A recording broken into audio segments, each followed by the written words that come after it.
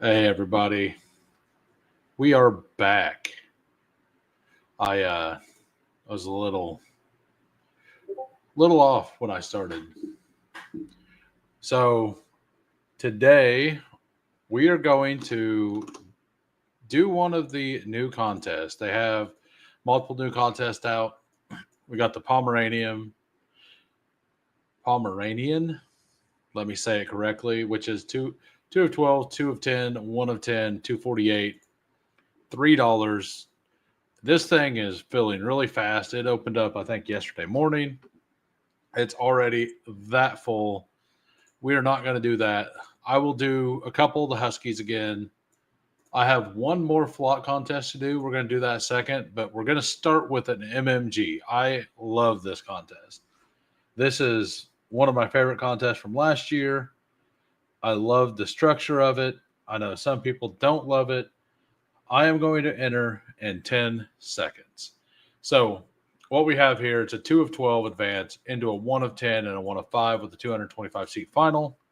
It's a $5 tournament, $250 to max. If you get to the finals, you profit $150 on a single team, and you get to play for $30,000. If you were to max this and had average advance rates, you should get 8.3 teams through, and that means you should get one team through. Like on average, you're generally going to get one team to the semis. That one team in the semis gives you a 20% chance to get to that point.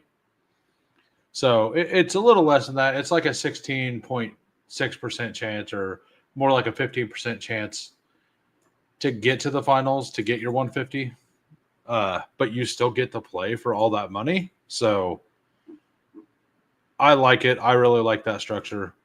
We got Nez at the 101. I'm sure he's not here, but we all love Nez. We all know Nez.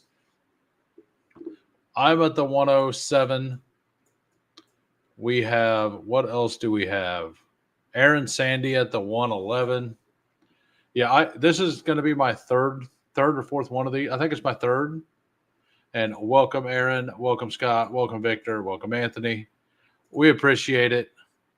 And Anthony, haven't talked to you for a while. Hope you're doing good, man. Victor and I are in process of a couple of dynasty leagues right now. I think we're almost on the clock in one of them. They do like, it's a bunch of this league's been around for 35 years. I haven't been in it that long, but it's a bunch of older folks, half of them retired. They have like they have three leagues they do, and it's literally like they just still do it on pay. Basically, it's like, hey, you're up, and you have like 4 days to make a pick if you want it. So, with the new Stafford news, I've changed my rankings around a little bit. I moved Neighbors up. I I still I 50-50 Neighbors and McCaffrey. If I wasn't overweight on Puka, I would still be buying probably. I still will take him at pick 10, 11, 12. It's still just like it's not for sure that Stafford is hurt right now. Um, so other news, apparently Washington and Miami, one of them called the other team about a possible trade between Terry McLaurin and Tyreek Hill getting swapped plus picks. Not sure how accurate that report is, but that seems really bad for both teams. It doesn't feel like McLaurin would fit the McVay offense that good. It doesn't feel like Jaden Daniels is great at throwing the deep ball, So like, and I mean, all that would be good is that would be really good for Jalen Waddle. If that's true, that is very good for Jalen Waddle, and I think it's bad for Terry McLaurin and Tyreek Hill.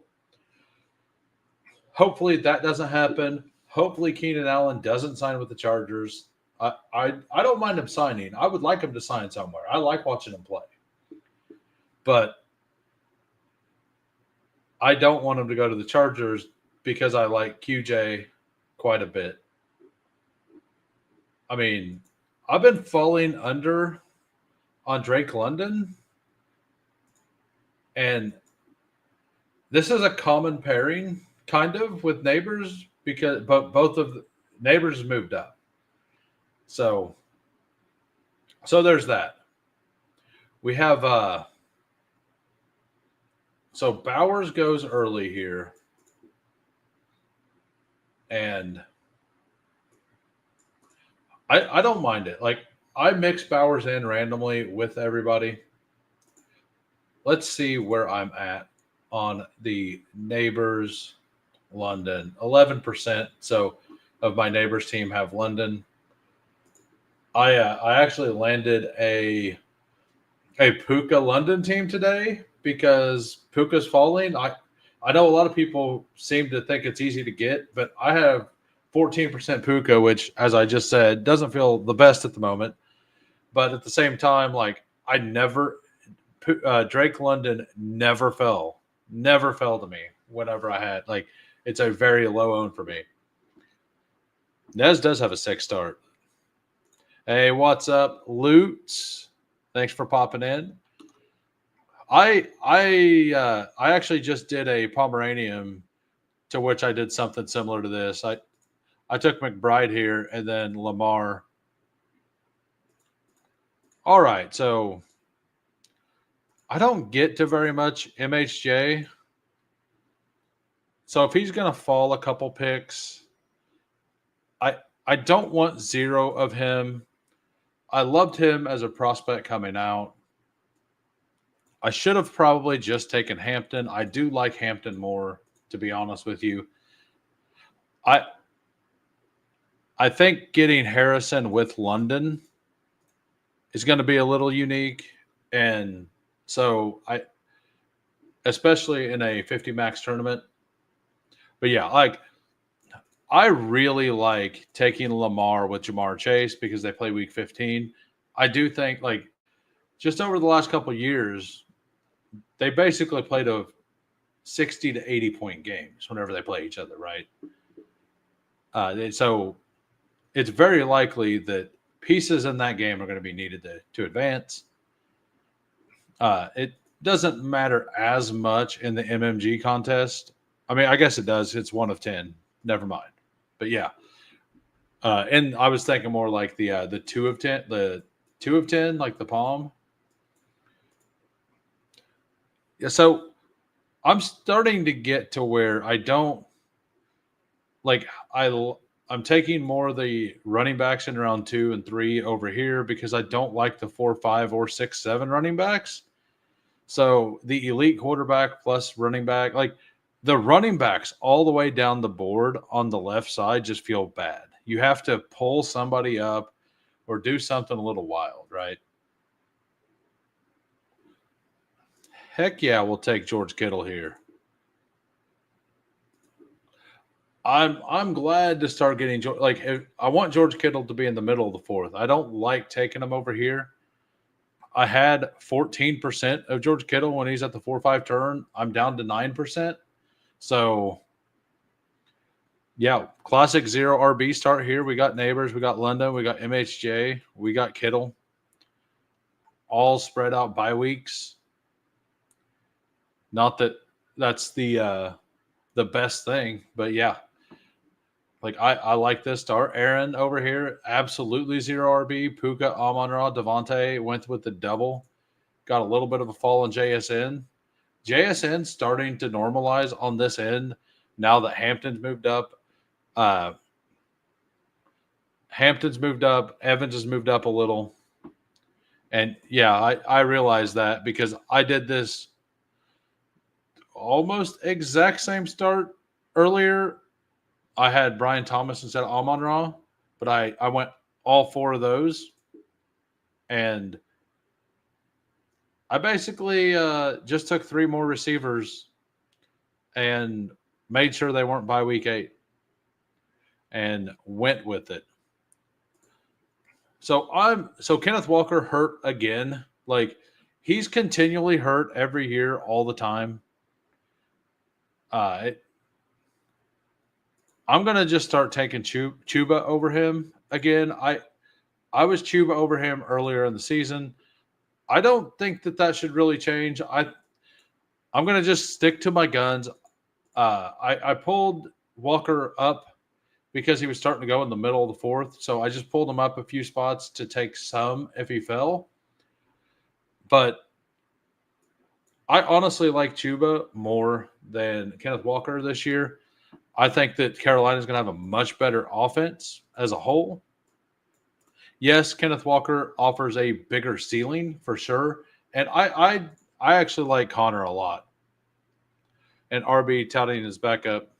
Yep, I mean, of those guys, like Connor is the one I have the most. Like I have 9.8% of him. I have about the same of Kamara. I actually have the most Henderson. Like I like Henderson, but I like Chuba more than those guys. Like I think Chuba is kind of in his own little tier before the rest of these guys, and I think the rest of them are. It's pretty arguable. I will like. I don't want zero of any of these guys. All of these guys could be guys you absolutely need. Now Connor getting back. Okay, I was gonna say, better not let me get Connor back. All right, so we will click ADP here. We've got a bunch of the players that like I don't have much Harrison. I've not been taking much Kittle because of where he goes. So let's just do the double stack there. Talk to me about MMG playoff structure. What's the pod situation? It's the same exact thing as it was last year. It is a 2 of 12, 1 of 10, 1 of 5, 225, 67,500 entrants, $250 to max, 50 entry max. If you make the finals, you win $150,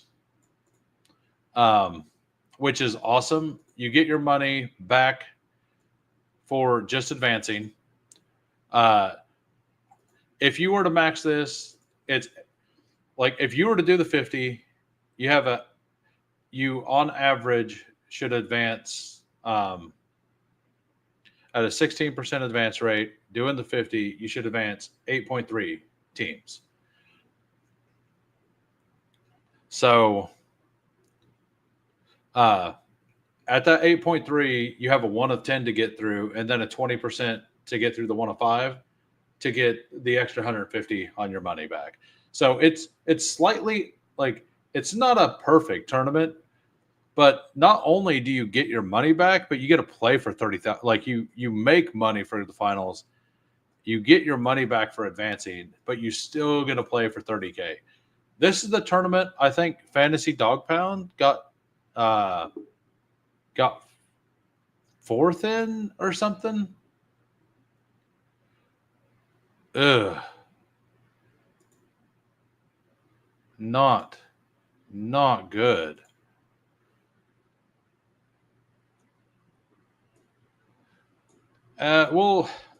We'll take the Jaden Reed share. You guys know I don't love it, but this section has gotten really gross. Very gross. And I've gotten, so I don't know what's going on right now.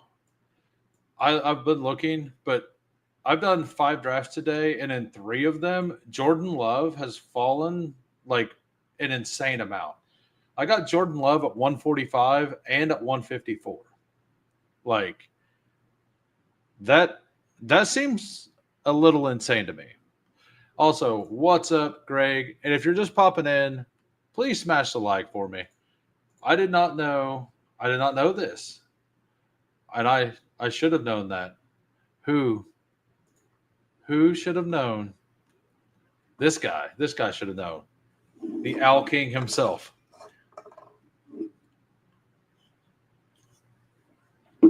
All right, so I basically don't want to full fade Jaden Reed. I do like that offense. I do think that that offense will end up being way more pass heavy this year.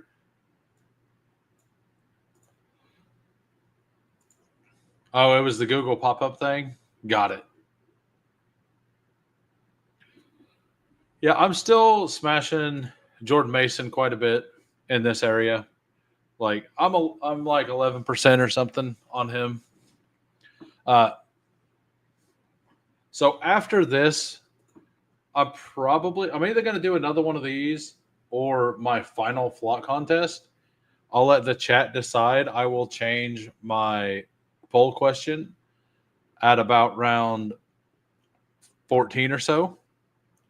We will definitely be doing a second draft, probably a third. I have a ton of drafts I still need to get done this season. Probably not going to do any of the Huskies on stream. I'll probably just kind of do these lower dollar contests. I might do. Oh wait, we got a. I think this may be a member of the Who Crew. I think I've seen them in several of these drafts. And if I didn't shout you out, say something, yell at me. I deserve it.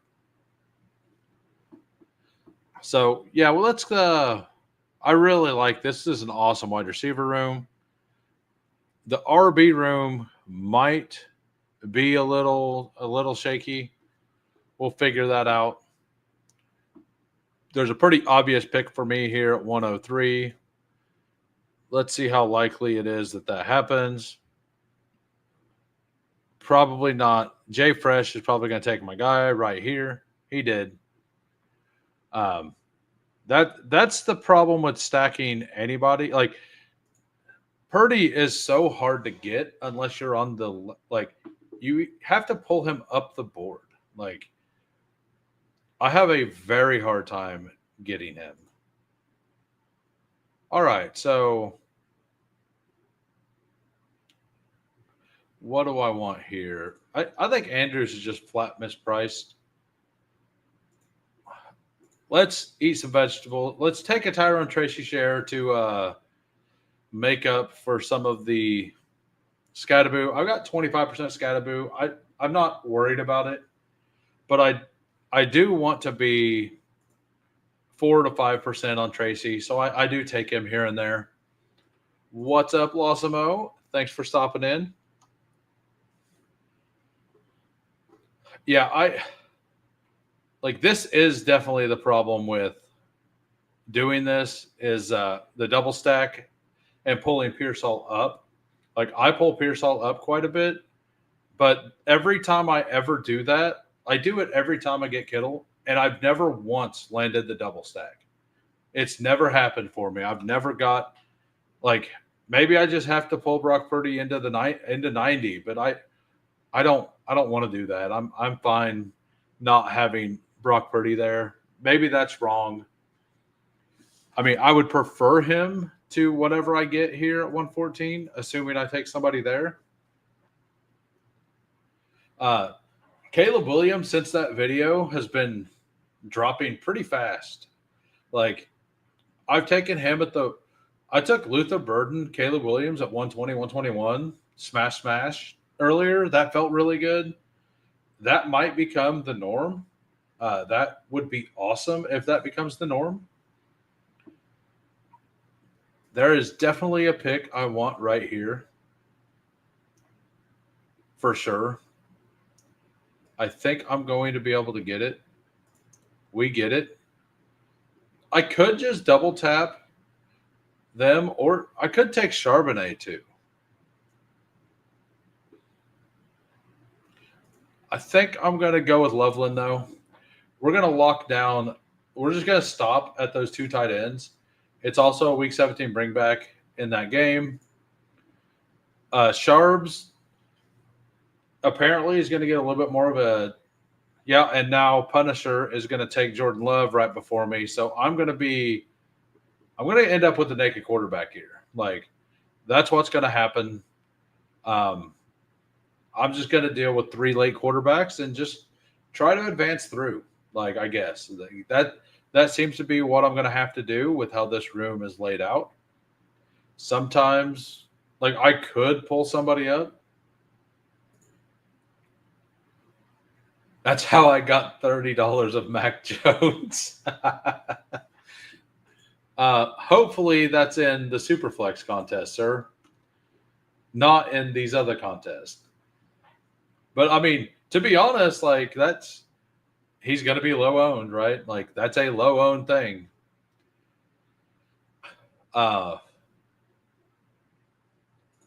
Yeah, that's exactly what I'm going to do. I'm going to just kind of hobble some stuff together, try to win at the other positions. There is, I mean, if Jordan Love is available here, I will take him. Actually, I guess Caleb Williams could just fall to me. That would actually be better, the double bring back. And he's going to take Jordan Love, so I should get Caleb back. And if he doesn't, I just take Jordan Love. So I win either way. Or I win both ways. Maybe Jordan Love comes all the way back around. All right, so we get the accidental Caleb Williams push. That is fantastic. Wasn't trying to push Caleb Williams. Didn't intend on any chance to get him. I'm not really incredibly bullish on the Bears offense this year. I think it's a offense you don't want to fade because there is a chance that offense absolutely explodes. But there's also, in my opinion, a chance that offense implodes. The hard coaching of Ben Johnson, as I said yesterday, like the hard coaching of Ben Johnson is something that not everybody's going to be able to deal with. We don't know how the Bears players are going to respond to that. You have two rookies. You have it's a new regime coming in. DJ Moore's never dealt with it. Caleb Williams hasn't dealt with it. So, we don't know what's going to happen. Now, if they get it ironed out, and it could just be another growth year for Caleb Williams, and then near the end of the year, he's kind of in. I could see him being kind of mediocre throughout the season, and then through the playoffs being really good as well. Yeah, and I think this is a reasonable place to start taking Tank Bigsby. Yeah, this is the kind of room I want Bigsby on. Hollywood Brown also got really negative news. The coach said he avoided surgery, I think was the exact wording that they used on that. So that's good, but that's the fact that they thought it might be bad enough that he needed surgery is also very not good. And with the Rashee Rice stuff still looming, I've been very anti Jalen Royals, but I might have to start adding Jalen Royals into the clickable people in round 18. If Hollywood's actually out, Jalen Royals will have a path to play early in the season, and maybe he ends up getting a little bit of a role that's the number 3 there, and Hollywood just kind of gets relegated. Maybe I've been wrong on this the whole time. I was today years old when I found out Dennis Allen was the DC and Dennis in Chicago. Hope that. Oh wow, yeah, dude. So are you telling me that Ben Johnson? I didn't know that either. So Ben Johnson's mentor is the guy who got fired for yelling at all of his players. That feels very bad. Are you kidding? You know what? Screw it. We're having fun here. Anthony Richardson, come on down. We're just going to, if they're going to make me Frankenstein a room together, we're going to do it in a fun way. We are not screwing around here. If you're going to snipe me on Michael Penix, the pick before, nothing else, the Caleb Williams thing kind of worked out. But let's go with some major upside. Let's have fun with this. If we're not going to get stacks, let's get players that don't need stacks, like Anthony Richardson. Yes, I could have taken Cam Ward there. I might have been able to get both of them. But based on the way this room's going, I don't think I will. I don't think that that's a very feasible thing. This team probably doesn't do very well, but I don't know. Like, this is, I highly doubt I have a Caleb Williams, Anthony Richardson team anywhere else. So now it's in my portfolio. Yeah, the Bears have Bieniemy too, so hopefully it balances each other out. I mean, Bieniemy is the guy who, and this was, maybe I'm wrong, maybe Dirty P. Tell me if this is true. So in the playoff game that the Bengals beat, like the Chiefs lost to the Bengals did not beat the Chiefs. The Chiefs lost to the Bengals because they fell apart. Yes, the Bengals came back and they did win the game. They did win it, but it was more KC falling apart than it was anything else. We'll take an LGO share here. In that game, we were absolutely dominating that game.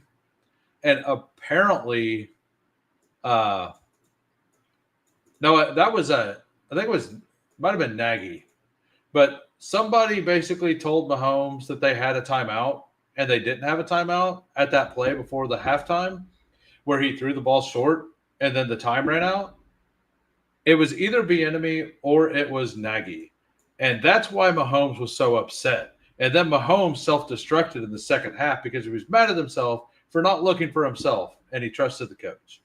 Like, I know that happened, or supposedly happened. But, like, that meltdown stemmed from the coach telling Mahomes he had a play to throw it short, and he threw it short, and then the period timed out because we got 0 points then. I think we were up. Can't remember. We were up like 3 scores at that time. It was going to be 4 scores if we got a touchdown. It was going to be 20 points, I think, if we just kicked the field goal. And instead, we threw it right before the goal line to try to let the guy wiggle in, and then the period expired. But that was a thing in KC for a little bit. That's supposedly what happened. Whoever the OC was, and I think the OC was Nagy at the time, told him, no, it was, whoever the OC was supposedly said something. Like, it was something that KC as the organization kind of swept under the rug, but like on some places, like they're not going to call out their guy, right? Like, they can't really do that. But it is kind of funny that shortly after that, he was no longer with the team, right? Like, he ended up going to the Bears, right? And he's back now. So, and that's, like I said, I don't know this for a fact that it happened, but I seen it and heard it from a couple places that this was true. So I'm assuming it was true. And if you watch that game at halftime, like right before halftime, Mahomes absolutely self-destructed in that second. He was so mad at himself. Like, he looked at the sideline and started yelling at somebody after that play. And and then the second half came, he came out and he just played bad. Like, I'm not saying the Bengals didn't deserve to win the game, but KC was not the same team we were in the first half.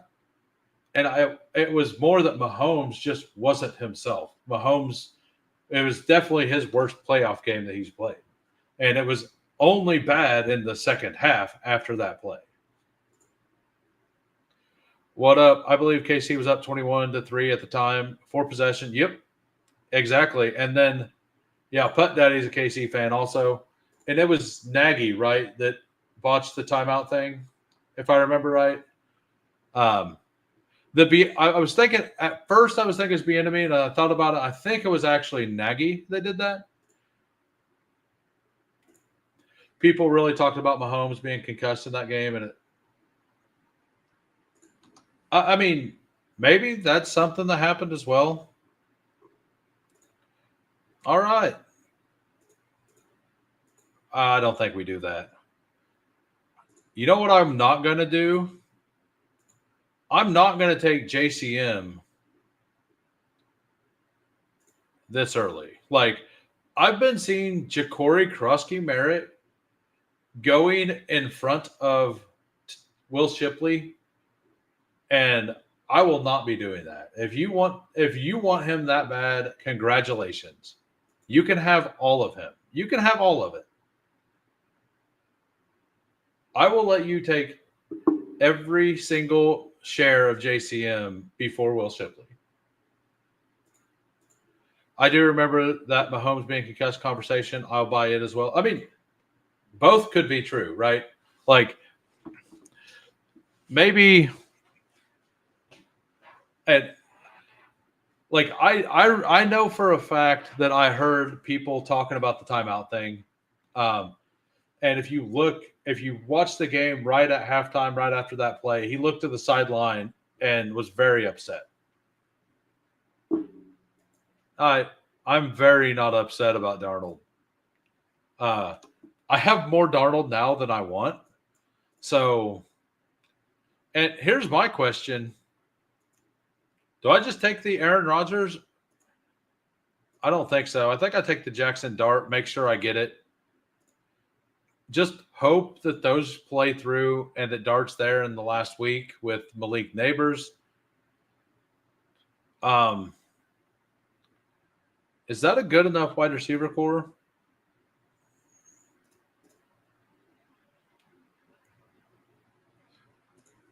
I mean, I might just take both. Honestly, like, that's good. I got 6 RBs. Neighbors, London, Harrison, Pearsall, Reed, Diami Brown might be enough.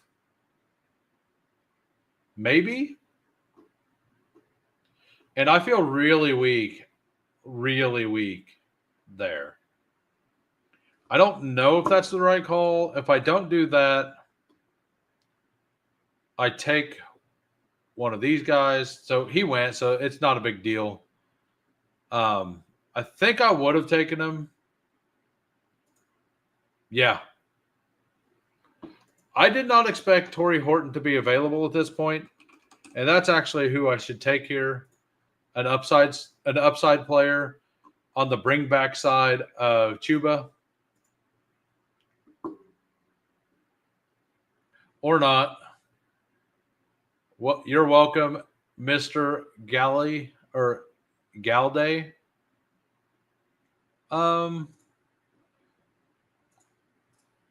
What do we want? Yeah, we'll just take a Deontay Johnson share here. I think it's fine. No rookies there. So we got a 3-6-7-2. I don't love the team. Caleb Williams, massive fall. Anthony Richardson gave all of it back. Jackson Dart, running backs, Chuba, Mason, Tracy, Bigsby, Algier, Shipley.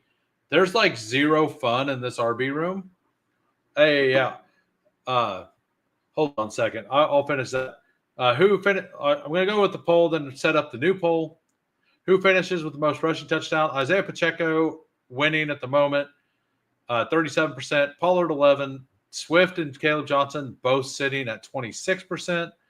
Poll is ended, and next draft will be a Palm, a MMG, or the flock contest. Choose your fighters, guys. All right, so we got I went through those non-fun running backs, wide receivers, Malik Neighbors stacked, Drake London, Marvin Harrison, Ricky Pearsall with the double bring back, Jaden Reed, bring back a week 16, Diami Brown, week 17, bring back with A-Rich, Deontay Johnson, George Kittle, and Colston Loveland.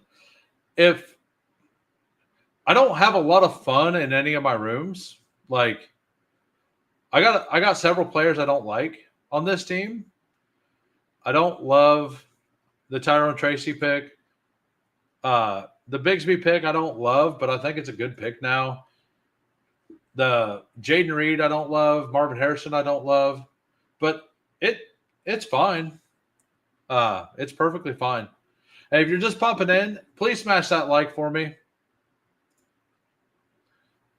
All right, so MMG is 2 of 10, 2 of 12, 1 of 10, 1 of 5, 50 max, $5 tournament. Getting to the finals gives you $400. It's $250 to max. What is Aaron's new picture? I missed it.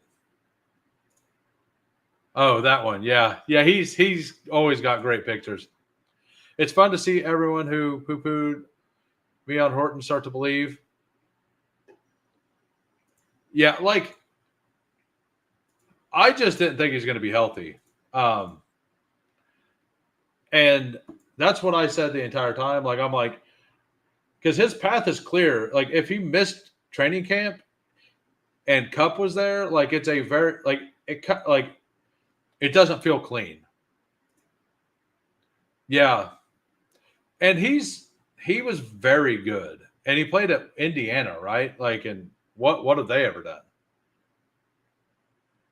I mean, I think he just got to beat. Yeah, he's got to beat MVS, right? So, and I like the third option in that offense some. So, since I have a bit of MVS, it would be nice to go the other way. It looks like Pomeranian has won.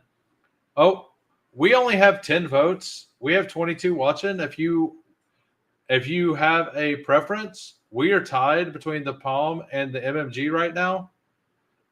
So we just did the MMG.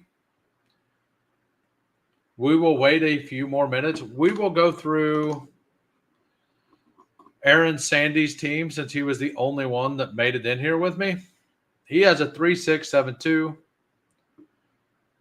Drake May, JJ McCarthy, Matt Stafford, Brian Robinson. I'm starting like all this JCM hype only makes me more bullish on Brian Robinson. Like, I don't know why. I can't buy into JCM. I'm probably wrong, but yeah. Travis Etienne, a little dip, but he should be going behind Tank Bigsby, in my opinion. Dylan Sampson, Taj Brooks, Justice Hill, Jarquez Hunter. I really like the RB room as a whole, though. Took a couple shots here on guys who should get some volume, and then just a bunch of big shots at the end. I like that. Puka, Amon, Devontae, JSN all week 8. Then Zay Flowers. Addison should not be suspended week 8, so you're good there. And Romeo Dobbs. Yeah, that's a really good 3 players to try to make sure you get points week 8. And then Hawkinson and Pitts. Pitts has been moving up the board, and he absolutely should. All right, so we're up to 15 votes, and it looks like MMG won. We got 40% MMG, 33% Palm, and 27% Flock. We are loading it up right now. I will enter the MMG tournament in 10 seconds. And by the way, thank you, Aaron Sandy, for shouting this out. Everyone vote and hit the like button while you're at it. I like that. I appreciate it. Horton. Oh, that's right. Yeah. Yeah, because he had this the gold color. Yeah. I don't know what I was thinking. Yeah, that's the thing. The talk is the coach are like, hey, he's impressing. He's probably going to make the roster. But everybody's out there like acting like he's already taken Brian Robinson's job. Like if it's JCM and it's not McNichols or Chris Rodriguez, like I think that's good for Brian Robinson. Like, call me crazy, but I think that's good for Brian Robinson. We got the 10 hole. Aaron Sandy got the 12. We got Cade at the 5. Lutz at the 2. UCF Jaguar at the 7. Good luck, everybody. Should be a good time. finally have a draft with a bunch of people in it. Feels good. I need to. Yeah, so a guy on X gave he put a pick 'em out there and said which one of these is going to lose, and he hit the under. It was Commander co-manager John. Let me co-manager John, and he hit the under on wins for Broncos, which is 9.5, and I don't know. I feel like yes, that division's pretty good, but the Broncos roster is awesome, right? Like it is very good. Yeah, like I wish I was cursed on like I've been getting a bunch of picks at like 2 and 3, and those are the worst.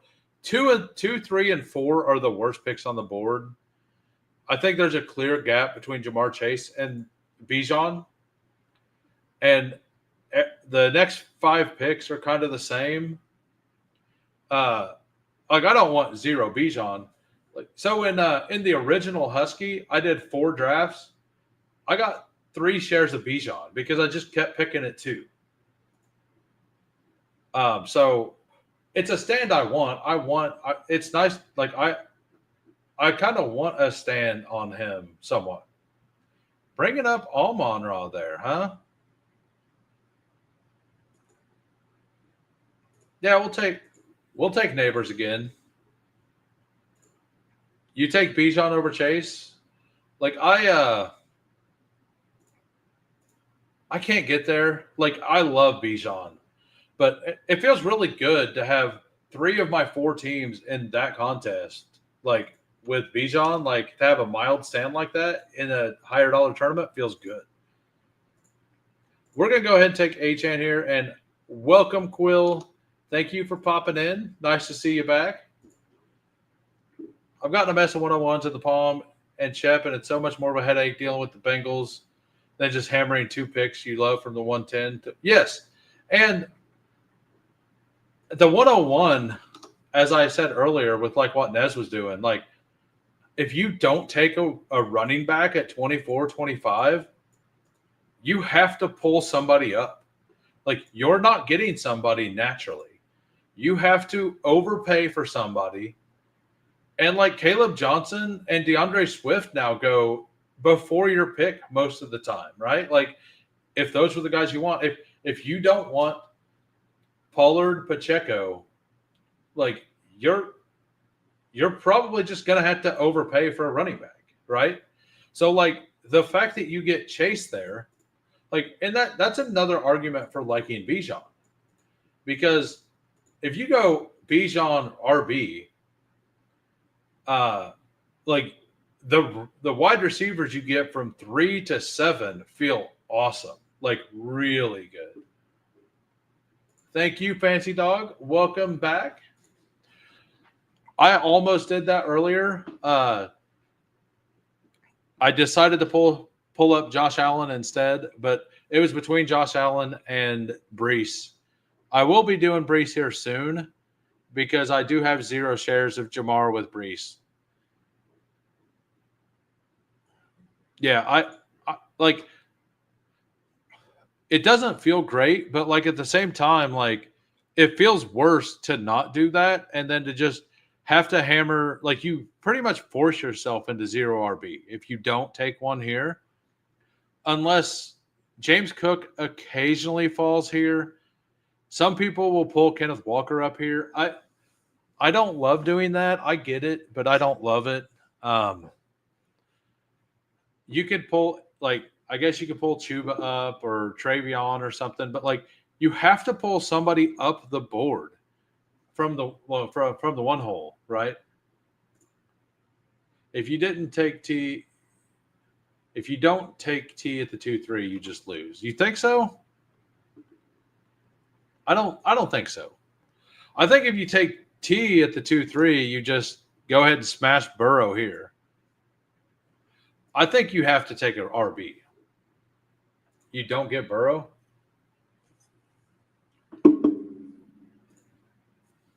I mean, I guess if you want to go with like just go Justin Fields, Anthony Richardson, or you definitely lock yourself into very small stacks. And I didn't even realize I was on the clock. I'm over here talking, not paying any attention. That's why I set up my own rankings. I probably make that same pick anyway. A nice timeout because I'm over here arguing about Burrow. That's the way to do it, guys, right there. That's how you build a winner. I think I probably take Brees there anyway. Uh, I really like this start. I would love to get one of these two back. Or the whole Terry McLaurin possible trade stuff. Like, I don't know if there's any actual news on that or not. But I heard that they're trying to trade. So to be honest, okay, good. I might have just went ahead and taken Rashid there. You basically made my argument for Bijan over Chase. I'm going to convert you to my side before the season starts. I mean, I that's why I've been like that exact. I still think Bijan or Chase is the better pick, but I've been Bijan at 102. Like, I took Jefferson there, but I was Bijan 103 when he was going at like 5. And I've pretty much I flipped Bijan to 102 before the Jefferson news, but I don't want to fade Jefferson. I want to make sure I have my 8% Jefferson. I do want more Bijan, but I don't want to be extremely overweight anybody in the first. I just want to have like less than 3% Saquon, and I want that percentage spread out between the other players. And then Gibbs, I won't hate being like, I'm not going to be at field, but I'm not going to be under 6% either. I'm just kind of managing my exposures that way. Like CMC, I will be underweight. Absolutely. I'm going to be at 5 to 6% on him. So Bijan's the only RB I want to be overweight on in the first round. I think the RBs you get in the second and third round are just so strong that, and like the difference between Bijan and Chase Brown or Saquon and Bucky Irving is less to me than CD and T Higgins. It is my argument, and I think Chase, like the difference between Chase and Chase Brown, or Chase and Tyreek, is more massive than Bijan to Chase Brown. That's my argument. Real key is to realize that Gibbs is probably the 101 overall. So I will say their offensive line looked fine in that preseason game, but it's a preseason game, right? Like, I'm not that upset either way with it. So I think I take Connor or Travion here. Actually, I lied. I'm going to take K Walker here for the bring back. Like, in a tie, go with the correlation. So I went with the correlation with Ted McMillan. I don't trust K Walker going to be super healthy, but and by the way, I'm going to close this poll, and for the next one we will do, and I would like to get to, all we need to do is get to 25 likes for the next one. That's only 3 likes by the end of this. Diggs, absolutely. I have no worries about Diggs. I don't care about the 3-week 14 buys. Like, I think Diggs needs to be up there anyway. So next draft, either a Palm or Flock. So we have that up. We just need one like. We'll get there for sure. What I meant earlier with the Bengals stuff was in the smaller tournaments, you can't push Burrow past 49, and taking him there just feels okay. Yeah, the closer we get to the start of the regular season, the more people that are going to come in who are willing to take Burrow naked, right? It might be, maybe I'm wrong, and the move is to backstack him with Yoshi Voss and Mike Gesicki and Noah Fant. Maybe that ends up being the move. I don't think that's going to be the move, but I'm pretty out on Joe Burrow naked. I just don't think he's going to score enough fantasy points to make it worth that. Especially when, like, you can get Mahomes, Baker. Like, Baker had the same fantasy outlook last year, points-wise, right? Like,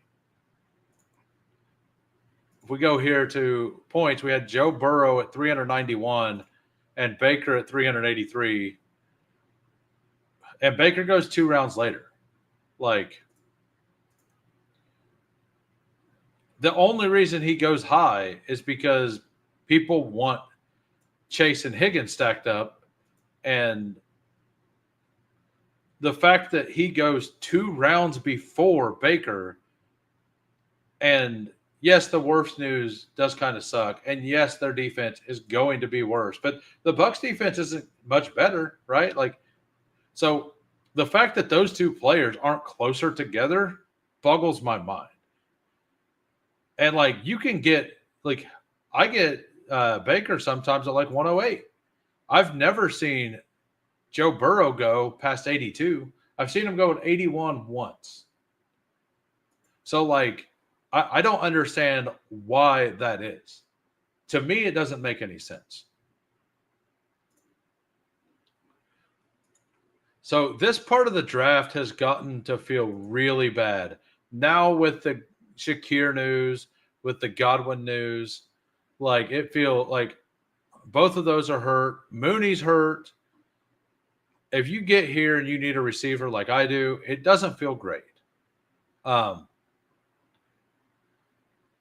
So we're probably just going to continue to push. Like, we might just take Demont and be done. Like, I think I could be done at running back here. I haven't done something like this. Naked Burrow and weekly winners. Did you backstack it? Like, if you backstack it, that's fine in weekly winners. Because in weekly winners, you can at least argue that maybe Gesicki gets 2 touchdowns and Chase gets 1 and T gets 1. He gets 4, right? Like, that would make sense. Or a Gesicki or Burton or whatever, right? But, like, I took Naked Burrow blindfolded. Yeah. And didn't even stack him, because why do you need to stack him? Yeah, I'm just going to – if Mooney misses 2 weeks, I'm perfectly fine with this price. I think that's by week 14, he's absolutely going to be out there. Just posted a 71 Burrow backstack in a flock contest. So, like, in the flock contest, it makes more sense. Like, so in the 1 of 12, I don't, like, if you're fine with the Joe Burrow price being a good price, it's fine. I just don't see why the Baker price and the Joe Burrow price aren't closer together. Like, to me, if we think both of those offenses are going to be awesome, why? Like, the only reason is because everybody wants to stack. Like, there's more stacking options with Baker too. So, like, wouldn't you think that there'd be more people fighting over Baker than Burrow? Like, so you got Chase. The thing is, you have the 3 Bengals going before him, right? Like, you got those 2 and Chase Brown. So those people fight over him a little bit, but, like, it's not that big of it. Like, the difference between Jerry Jeudy and I mean, I guess the difference between like Jerry Jeudy, Juwan Jennings, and Jaden Higgins aren't really that big, but like I said, you can get Baker down here at 106. Like you have a difference between Jerry Jeudy and Rashad Bateman. Like that's a big difference, right? And I'm not even big on Jeudy, but he's a fine pick. Like that's my entire argument. Like I don't like his price in general. So unless it's stacked, I don't think it's worth it. And if I'm wrong, I'm wrong. Like he could just be quarterback one this year. That could just happen. Oh, do I have Jeudy stats? Oh, really? Let's hear him. I would love Rashid Shaheed on this team. Question is,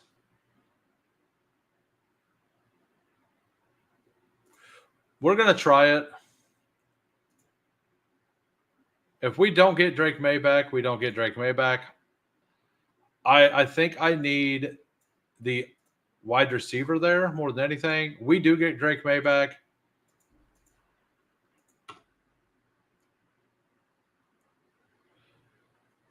Oh yeah, the Tillman, yeah. Fantasy Dog chiming in. I want Shaheed on every team. Tillman literally had 3 catches for 9 yards last year without Jameis. Yeah, but like they weren't playing NFL level football when Jameis wasn't on the team. You know, like Joe Flacco, like I don't like Shador, but and like at all, but if Shador's starting in the last weeks, that's like 10 times better than having Dorian Thompson Robinson as their starting quarterback for quarterback play. Like I don't think we cannot consider that like the DTR stuff a functional offense. Like we can't do that. Like, and if you are, you're not being serious, right? Like that it was pretty rough. And like I want a redraft DTR Plink 90 1294 to Jeudy in a playoff week. I remember it. Well, yeah, because he was first read target guy, right? He didn't have the ability to see multiple people. But Tillman was open a lot, right? Like, and that's another reason they were like, hey, Tillman, just don't come back from that. Like, I'm assuming that they're just like, hey, there's no reason for you to go out there and play in a season that doesn't matter. So, like, just rest up on the concussion thing and you're good. Right. Like, I'm not worried that he missed multiple games with it. If I was them, I would have been like, hey, this season's lost. Like, just don't worry about it. Just rest up and we will try to put something better out there next year. And Joe Flacco, like, he does target lock a little bit, but he has the ability to see multiple people on the field, right? Like Deontay Johnson and Tillman are going to be massively better picks if Joe Flacco's named the starter, and it kind of looks like Joe Flacco's going to be named the starter. Like that's going on feels by me, but it does really feel like that's going to be the thing. Quarterbacks are going wild. All right, so I actually really like the way this team's looking right now. I kind of want Kyle Williams, but I don't think I can afford the bye week. I haven't taken Marvin Mims in a long time. Is this just a Mims team? I don't think it is. I think it's a Dalton Kincaid team.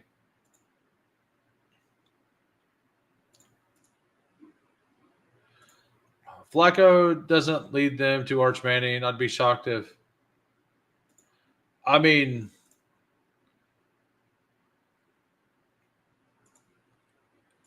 they just have to hope that the Jaguars are bad, right? Like they don't even have to be bad.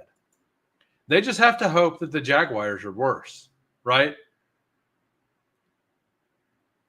All right. So Mims goes. Thank you. And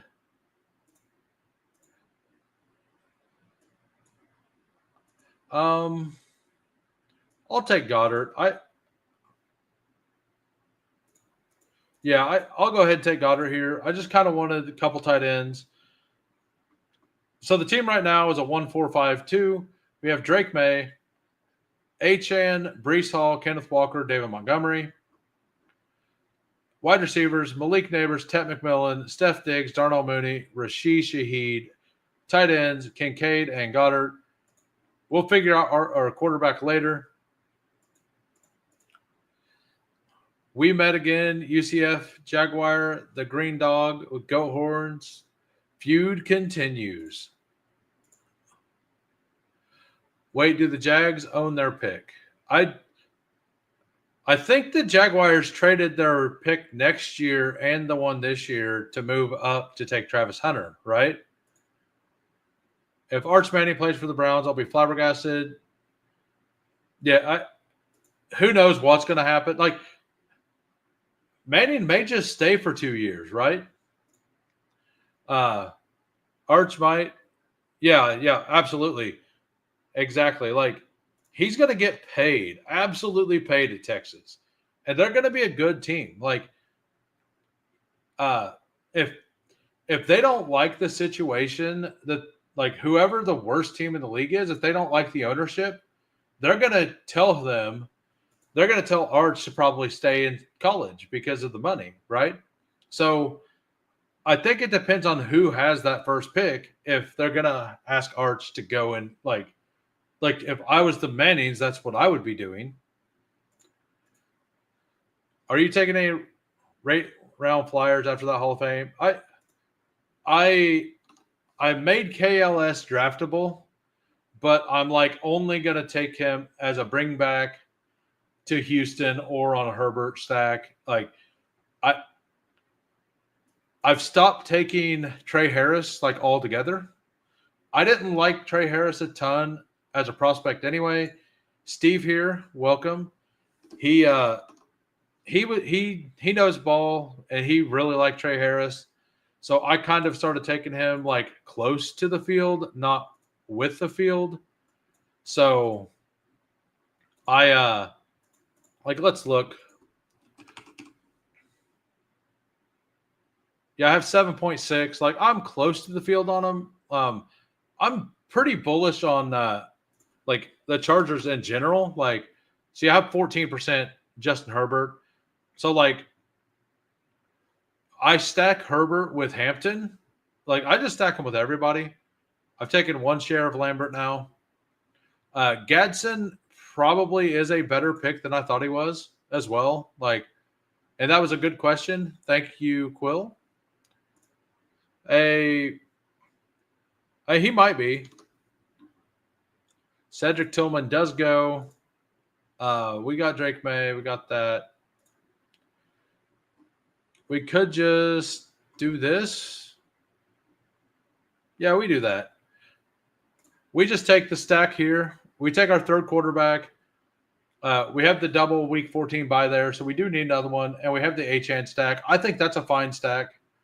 I don't have a whole lot of Tua. I like to get all of my shares of Tua after ADP. There may be Keenan Allen defensive murder LAC wide receiver room enthusiasm. Yeah, absolutely. This is absolutely true. But the thing is that like Trey Harris and KLS to me play the same position. And all reports coming out of the camp is that Quentin Johnston is the clear cut too. Like, and I would guess that if Keenan Allen signs, like, he's still going to be the clear cut too. Maybe I'm wrong there, but yeah, only one can survive, Cade. Death match. Trey Harris is an LSU receiver by proxy. Is he? Did he start there and transfer? I don't remember that. I mean, I know Darkside knows the college game a lot more than I do.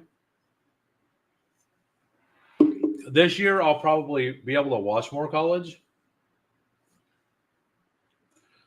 That's what I said. As soon as I heard that he went there, in my Discord, I posted, do we see, I said, nobody's saying this, but do we see a one-day retirement deal? Like, that to me is the reason that he would be visiting there. If he wants to retire, I could see them doing a one-day retirement deal. Maybe, maybe not. Like, all right, yeah, I kind of like this team. It's a little different from a lot of the teams that I have. I don't have a bring back piece on the Bucks.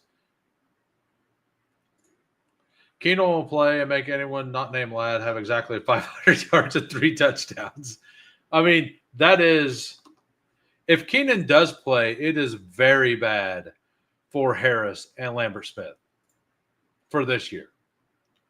It's probably fantastic for both of them for Dynasty. Like, I would probably move both of them up in my rankings in Dynasty if Keenan goes there and they get to learn from him. But for this, like, hey, I've stopped taking Pat Bryant as often.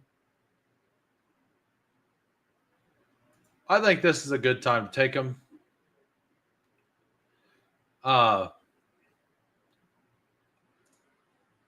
What do we have? What running backs? Yeah, I think we might take one more running back, but Alec Pierce fits this team really well. We got a 3-4-7-2. These RBs, I'll probably add another one, but I feel like it's fine. Definitely need another tight end. I feel good at wide, like probably it's probably going to end up being a 3-5-7-3. He didn't go to LSU, but he's from Louisiana and was Malik's neighbor's high school quarterback. He went to Louisiana Tech and then to Ole Miss. Okay, got it. You want them to learn from Keenan? Absolutely. Yeah. Yeah, like for Dynasty, I would be like, if Keenan goes there, I would, and you're not a win now team, I would be buying the dip on Trey Harris because people that like him may be trying to compete this year, and you might be able to get a good deal on him. Yes, absolutely. I don't understand how NIL can be capped. Athletes only sign with the company. Yeah, I don't know anything about how the NIL stuff is. Well, it is free enterprise, but it's also contract based. I almost took Deontay Thornton there. I haven't taken, like, I've only taken him once, but I do plan to start taking him a little more. Like in that Raiders, like that picture of him lined up, like he looks like he's got that lanky build, like a Hopkins, right? Like a rookie year DeAndre Hopkins is like how his lean is, the way and Devontae Adams, like the way he sits there on the line, he just looks like those two players, like physically. Like he's not like super thick, but he's really lean and he's got good body control. Like I could have just missed him in the process. Yeah, I don't take him I still think he's going to end up being a fine pick. Like the Broncos game is the one of the preseason games I'm most interested in. All right, so Sanders is the pick I want the most here. I will absolutely be okay with Juwan Johnson though. So we get the stack. Looks like our next draft will be a Pomeranian. We've got 29 likes, almost at 30. I want to thank everybody for smashing the like for me. So we take an upside guy here. Probably let's go with a low-owned guy. Could just be Trevor Etienne. Could be Ollie Gordon. We don't want Ollie on this team. Yeah, let's take Trevor Etienne here. All right, we got a 3-5-7-3. Drake May, Bryce Young, Tua. Running back, Devon Achane, the only target for Tua. Brees Hall, Kenneth Walker, David Montgomery. Very, very strong here. A shot on Trevor Etienne for late season. Wide receivers, Malik Neighbors, Ted McMillan, Steph Diggs, Darnell Mooney, Shaheed Bryant, and Alec Pierce. Very well balanced team. Like, Mooney probably misses a few games, but he should be back by week 14, and that's where we need him, right? Dalton Kincaid, Dallas Goedert, and Jatavian Sanders. Once this draft is over, I will be queuing up for the Palm. I will let everybody in here, let Lutz finish up, get out of the draft, give him a minute to get situated to be able to join the next draft, the Palm, if he wants in. The weekly winners contest is already 87% full. If I remember right, weekly winners last year kind of opened up, like it maxed pretty early, right? I don't believe that comp. I thought he was an MVS clone, but I'm not saying that that's who Thornton is as a player. I'm just saying when he was standing on the line of scrimmage, like looking down at the ball, the way he just looked at a glance, and it could just be the dreads, looked like Devontae Adams and DeAndre Hopkins, because it had the tall with the really lean body, had the dreads, and in the black and silver it just looked really good. So we will be entering the Palm in 10 seconds. Yeah, weekly winners is going to be filled by definitely by the end of this next weekend for sure. Thornton, literally the second outside wide receiver behind Tucker. Yes. Yeah, and we have 6 more to start. 2, 1, drafting soon. Everyone smashed right into this room. So I made a mistake earlier. It wasn't this one. It was this one. No, it was not that one. Was it this one? So in one of these Bulldogs, it was this one. Underdog said it was a German Shepherd up here on the active clock. So I took a shot on Mixon. It didn't prompt it right. And whenever I clicked that, I looked at the team and it said, I went down to that team and it showed it was Mixon. So that felt pretty bad. It showed the wrong one and then I picked Mixon. Maybe I looked at it wrong, but it was the last one available. It lagged somehow and I ended up taking Mixon. But I actually don't hate Mixon at that pick. And in this room, it could work, right? So it could be a lot worse. I think. So where is this draft? Yeah, I think, yeah, it's fine. I wouldn't have taken that pick anyway, right? If I didn't like it. It feels a little worse being that it is the Bulldog instead, right? All right, so Sladen here at the 2 hole. I got the 4. Cade's got the 7. Fantasy Dog at the 9. Lutz at 10. Watch out, guys. King Fantasy's here. And we have Dak 488 Lamb. Welcome, sir. Been a little bit since I've seen you back. Thank you for stopping in. And glad to have you on board. What are we on board on? Oh, okay. Got it. I'd rather just play battle royales over.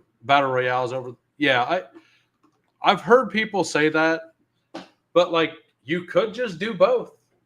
You could just do both. Like weekly winners is never a contest I'm gonna max. I'm never gonna max it. Um but like I'm driving the Thornton bus, been drafted them since big board. Very nice. I was driving the Pat Bryant bus, so but that one slowed down. I still think it's gonna end up okay, but I could be wrong. Doing two drafts at one, destined to fail. Need to have more positivity. I failed on my last draft. Over 30% Thornton. Dang. Apparently, we got a lot of Thornton guys here. Uh, so this is kind of what I'm talking about. Like, I moved Jonathan Taylor down just because everybody else has moved him down. Um, but I also moved Bucky Irving down for a reason that I will explain now. So, listening to the Josh and Hayden thing that come out like a week ago, they made a good point on the Dolphins as a whole, and like they were talking about Ibuka and how good of a pick it is. Like the Dolphins lost another corner, but the Dolphins actually have a pretty solid up front for run defense. Yes, Bucky does catch passes, but if your Week 17 matchup is going to be a pass funnel, that's probably not great, right? Like he could be the guy that you need to get there. Like that is absolutely true. But that Week 17 matchup with Bucky against the interior of Miami probably isn't the best matchup. So like I'm not like fading him by any means, but it does make me less likely to click him in the heads up scenarios. And it makes me more like I've kind of been into that passing game anyway. All right, so what combinations do we not have here? Um, we'll take Josh Allen. Yeah, we'll do that. I've taken several shares of Josh Allen today. I do want to be. I kind of want to be at 5 to 6% Josh Allen, and I was a little under that.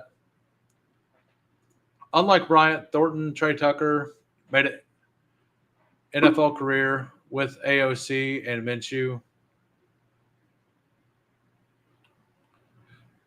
Oh, so you're in on Trey Tucker, huh?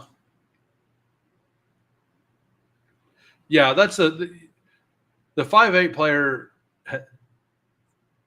Like he needs like not many 5'8" players have been great outside receivers. Thornton pans out. Geno said, and supposedly Geno Smith is crushing camp right now. With the thing is though, like all of this positive news going on in Raiders camp, but Genty every day just seems to slide just slightly further down the board. And Genty's not got any negative news. Like just news that the offense as a whole is working a little better. So like I don't know why is that happening? Why and I'm guilty as well. Like I've been moving Drake London up above Genty a little bit. I think I like the running backs as a whole. Like on this side of the board, the running backs you get in the 5th round feel really, really good at price. And missing out on the wide receivers up here, like the 2v2, I generally like the wide receiver here, like London plus Travion versus Genty plus Waddle, right? Like I like the London Travion more than the Genty Waddle. Uh, Like, I think that's why he's kind of falling, but it's a good pick. Like, he's such a good pick there. Yeah, and like I've been trying to get more like basically every player here except for Henry and AJ Brown I want to be overweight on. And Amon Ra, like I'm fine. Like I want to be about 4% on Amon Ra. I'm to the point now I need to start just smashing Genty because it'll help me even out my like I want to be overweight. I'm at like 7.6. And I think that he has the profile that we need to like absolutely smash in the playoffs, right? He's got reasonable games too in the playoffs. I will absolutely take Ted McMillan there. We don't get him. I don't think I've taken a single James Cook, Josh Allen team. So we're going to do that. We're going to play hero wide receiver here. Something I don't do as often. I don't love doing this, the Josh Allen, James Cook thing, but I've completely avoided it to this point. So this being my first team in like 600 drafts that have it, like I think that's fine. Even if I don't love it. As a Raiders fan, I haven't been this excited since 2002. Raiders about to stun many people. Chip Kelly is an offensive wizard. Yeah. And like their pace of play is going to be awesome.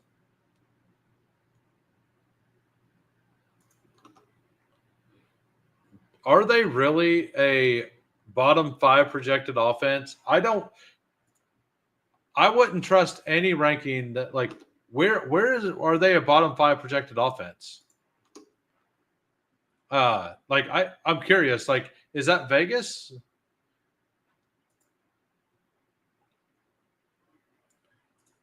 I would love Devonta Smith here. Sweet. Devonta Smith feels like one of the cleanest picks on the board to me. That's Vegas points. That surprises me. That really does surprise me. I could never double stack them. I did it. I did it. Me and PPR Tyler did it on stream once, just basically just to annoy off the Schneid. Like no other reason, just to annoy off the Schneid. That team actually turned out to be pretty fire, but it only turned out to be fire because we did it intentionally from like the 9 hole. Somehow T. Higgins fell all the way back to 33 in that draft. So we had Genty, Bowers, T. Higgins. So that was in pre-draft as well when Higgins was like even more locked to this side. If I remember right. I don't understand how everyone else is comfortable fading Henry.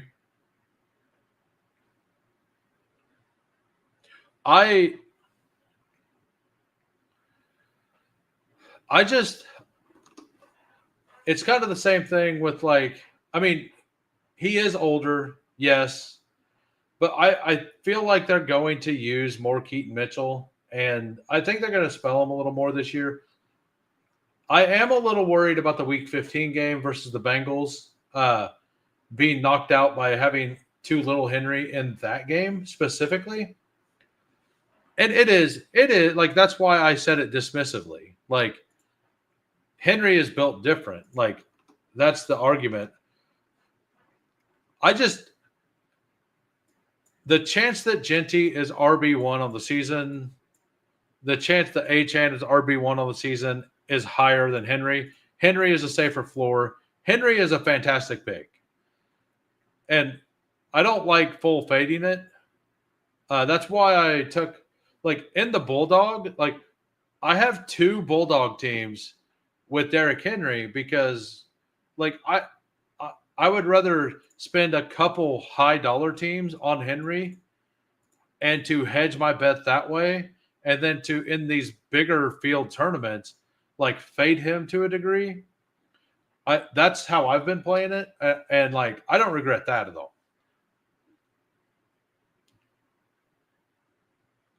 I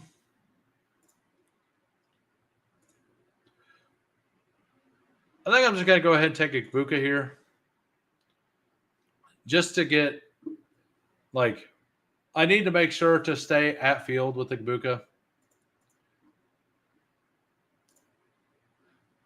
I don't understand how people fade Henry when Achane played 17 games,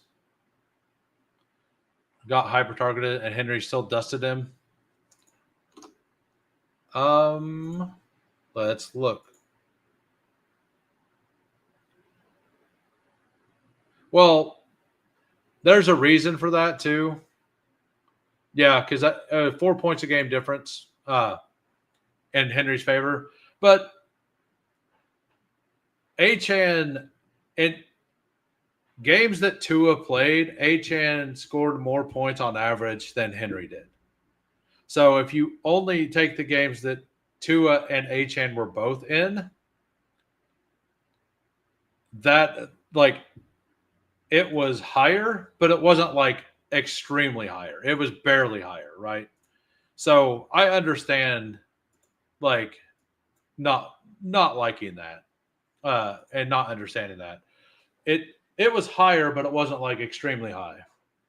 It was like a 0.2 or something.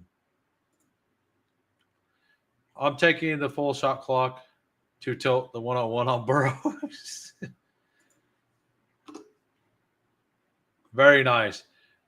We got Bijan, T. Higgins, Jacobs, Jamo, DK Metcalf, and Laporta.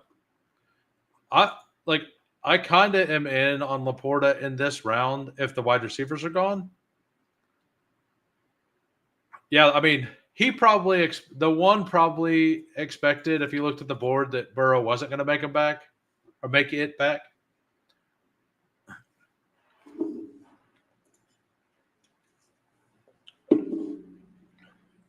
I think most of us have pretty extensive portfolios. Even if you hate Henry, you should have him. Yes. And like when I say I'm fading Henry, like I've got almost 3%. But that's just because I want like the thing I will not be doing and I will never do is I will never take Derrick Henry.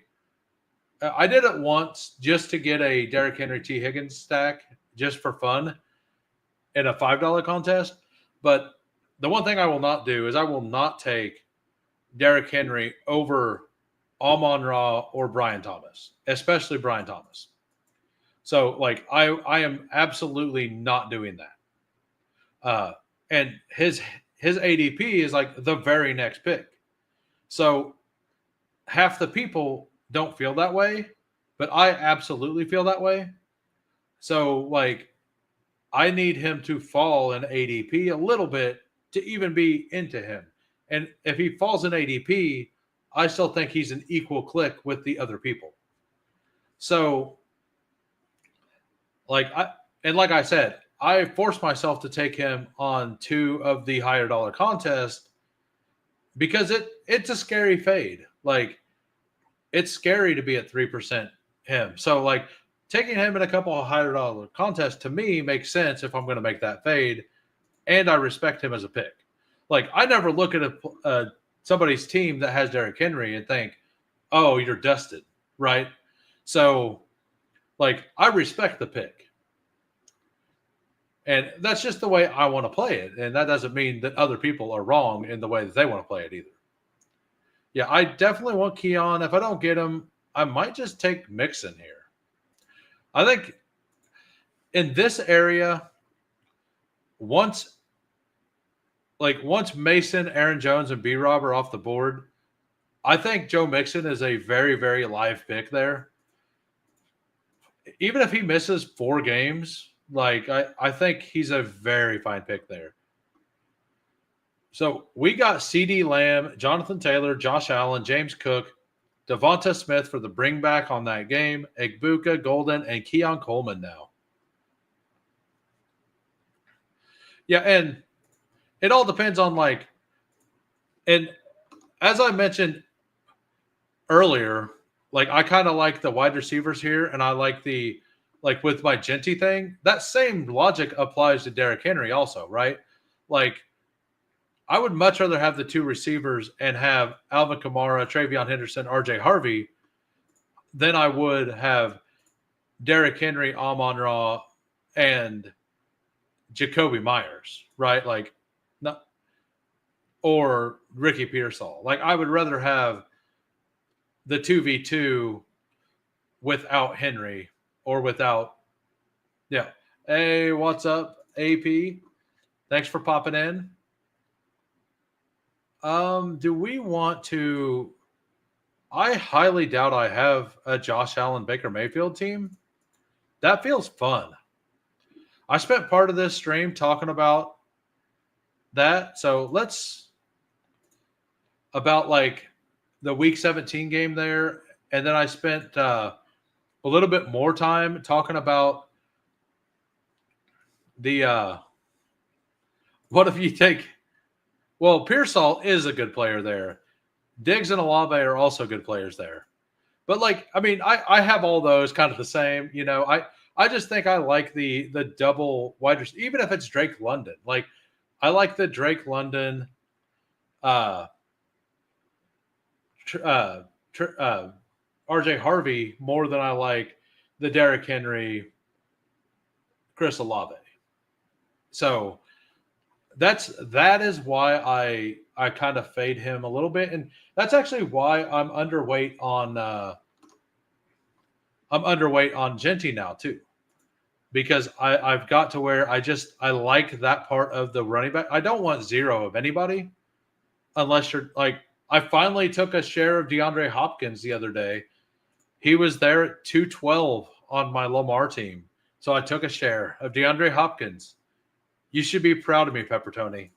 And in that draft, I think you've seen me do that, and you said I don't even take him. 0% mix, and just can't do it, and hopefully it doesn't bite you. I thought he was a good pick before the injury stuff, so like I'm still like, I don't want to be overweight him at the new ADP, but I do want to take some of him because I do like the situation myself. In my redraft league, I was picking at 12 and went Nico London on the 1-2 turn and love it. Nice. And in redraft, generally the RBs are pushed up even more, right? He already got locked up, the worst max quarterback in the NFL. He doesn't need Goff. Who are you talking about?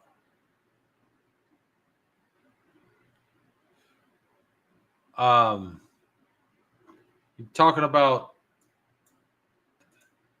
I don't even understand the max contract thing at all. I don't want to be with my buddies. We can explain to them.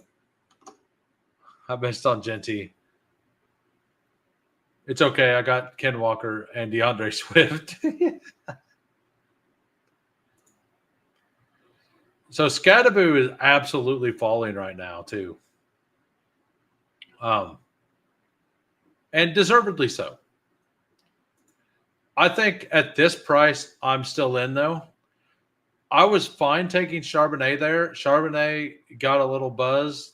They said that they're expecting him to get a little more work this year. I would love for one of those. Any of these picks are great for me. I guess Kincaid's still out there, but I already have 2 Bills. So Chess Liam's already proud of me.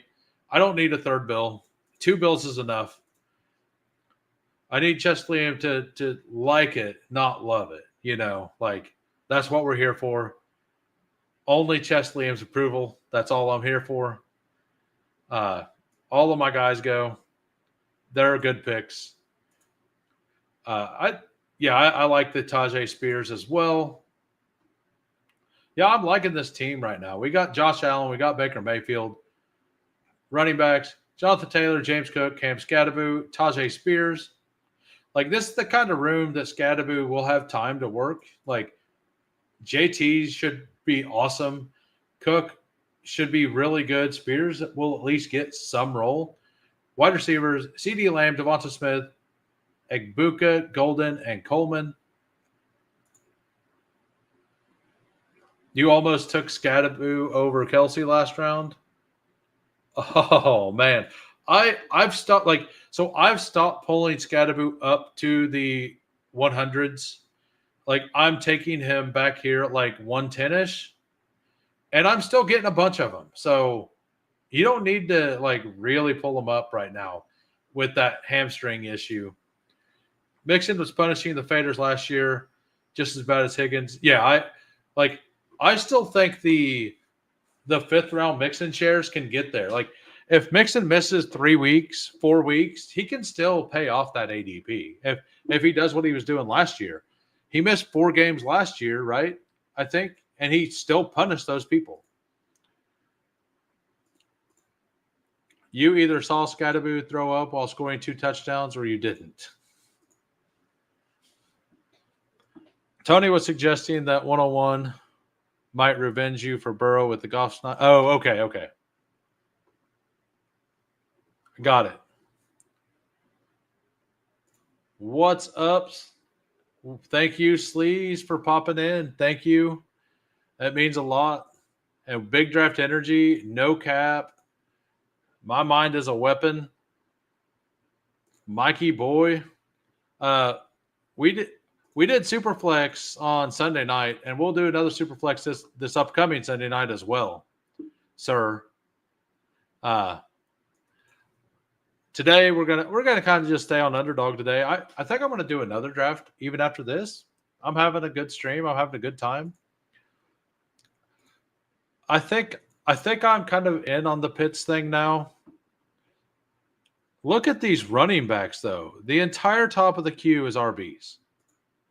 So we're going to reach down to the depth and take Kyle Pitts. What's up, Raiders? What's up?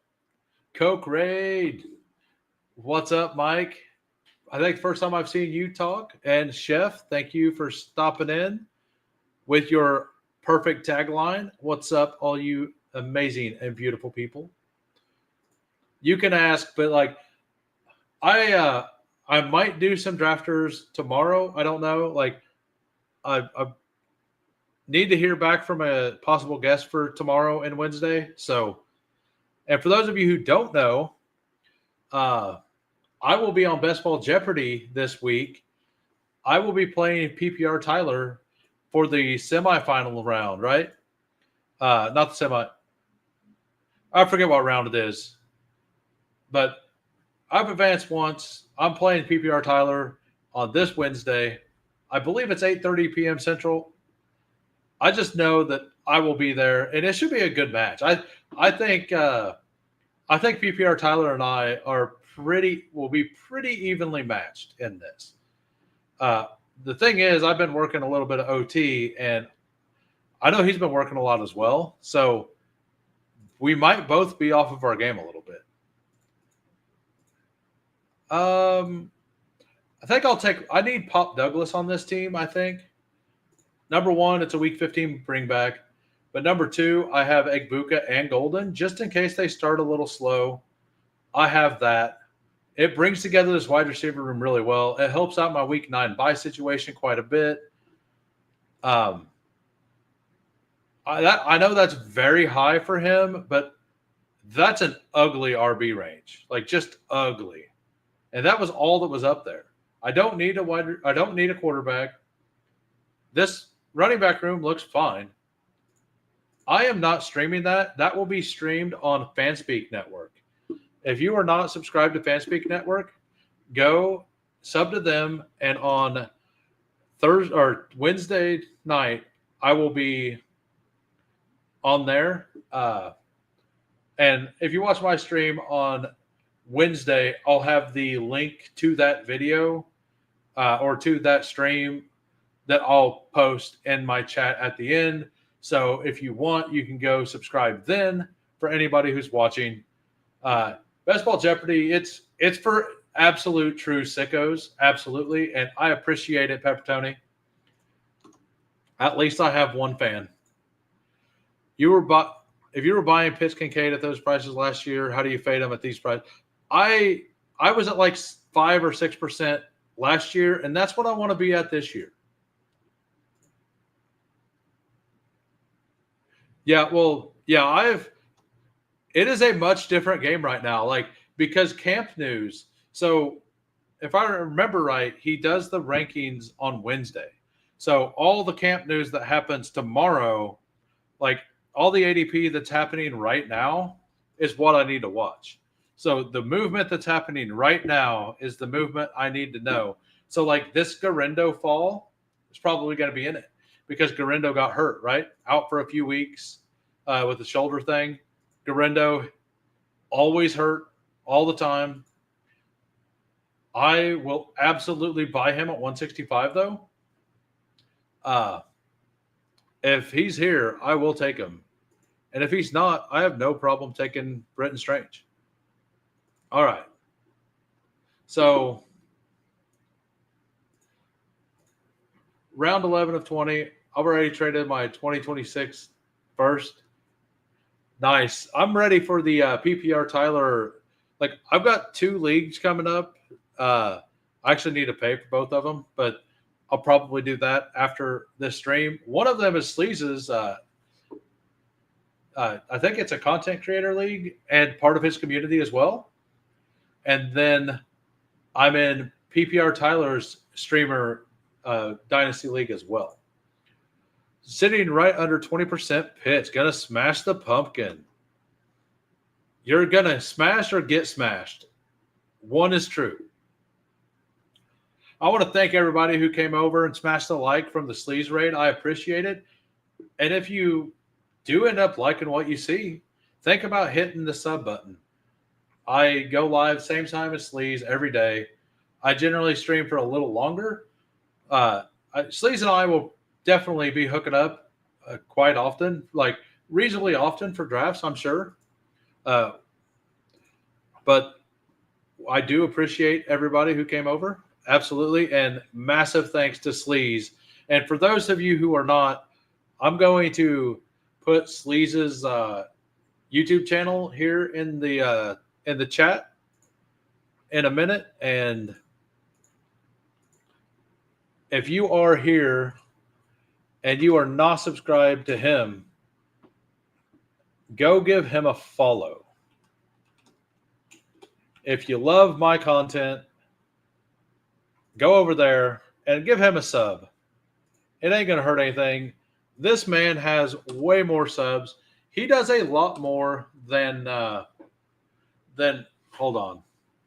I hit a dot after that, so I don't think you can click on it. You should be able to click on the second link. So yeah, if you but he does like, he puts out some dynasty stuff and a little bit of other stuff. He does redraft rankings. He's sicko enough that he put out like defense rankings. Like, he actually put out team defense rankings. So if that's something that you'd be interested in, like somebody who actually cares about defenses in leagues, like, I just take people at the end of the draft. Like, I have ideas on it, but I didn't actually go and do research on it. This man did research on it. So, like, go give him a follow. And I'm sure a lot of you guys also follow Big Draft Energy already. So if you're also not followed to him, do that.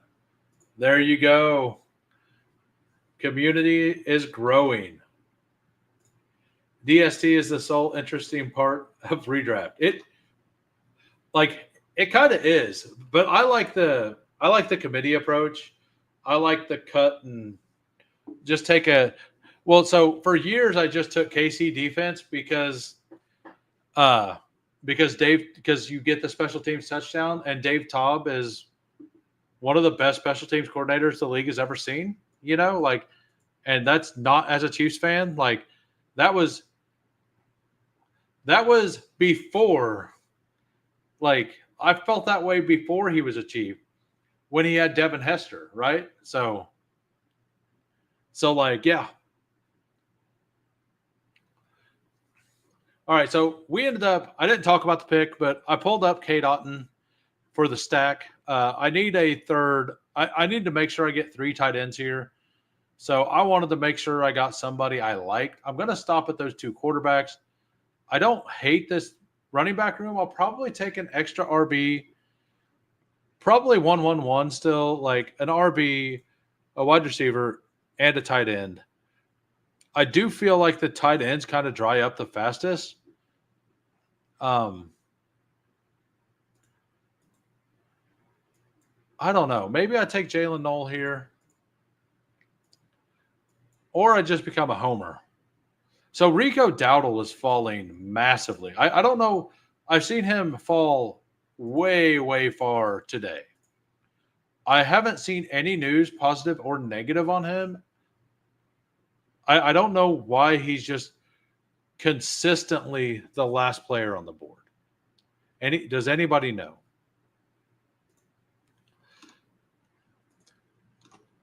I have my playoff DST roster by week 10. Atlanta won you 2 leagues. Nice. Yeah, like the thing is like KC's defense generally, because for years they had an awesome return game. Last year it wasn't as good, but our defense always like was good at creating turnovers, getting a pick 6 or 2 throughout the year, and having a couple like special teams touchdowns too. I have a lot of Rico Dowdle. The Panthers love to run the ball. Right, but he's like continually falling right now, like to an insane degree. Like I've had the opportunity to take Dowdle in the 18th like 3 times today. I took it twice, but like on this team, do I need it? I don't need it, right? Maybe I stop at 2 tight ends, but I don't think that's smart either.